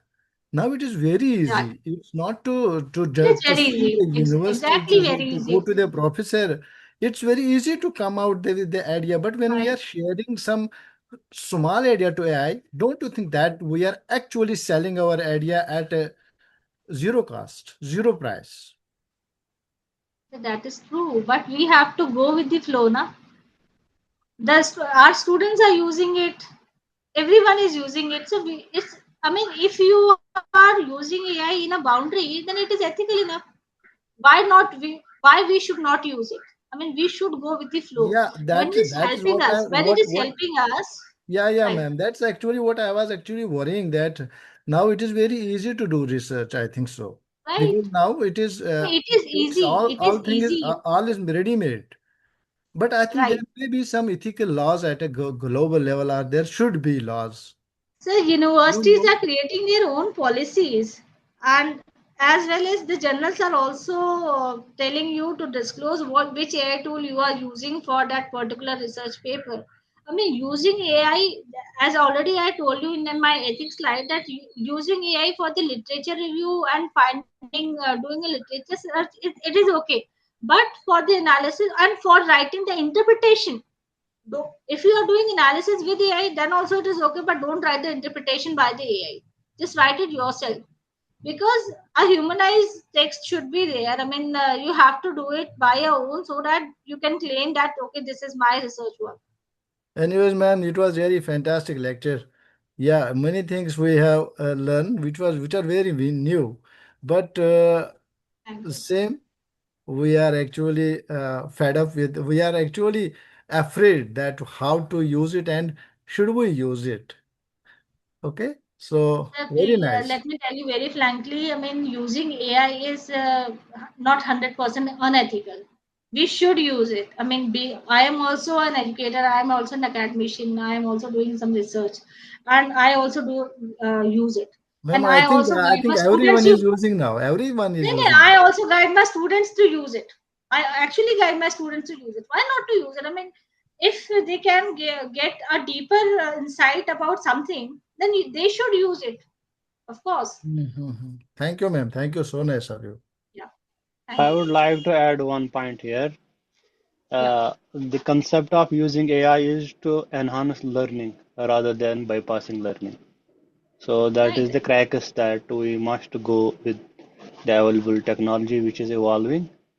So we should use it with the ethical grounds, but the core behind is that we must use it to enhance our learning rather than bypassing our learning. So please go ahead. Thank you, Firdaus sir. Thank you. There Thank is you. another question from Basil Aslams. So, if we use AI for the tasks such as the improving grammars, rephrasing the sentences, summarizing the literature, assist it to disclose its use. Improving grammar, rephrasing sentence, summarizing literature, or assisting with the writing the papers. I mean, assisting with writing the papers up to a certain extent is okay, but as I told you, not entirely the paper should be written with the help of AI. And how to disclose it? I mean, the ethical part. I mean, if you are using AI for literature review, literature search, then it is ethical enough to write it. You can disclose it. Okay. But for interpretation and everything, if you are using AI, so that is unethical, and please don't use it for it.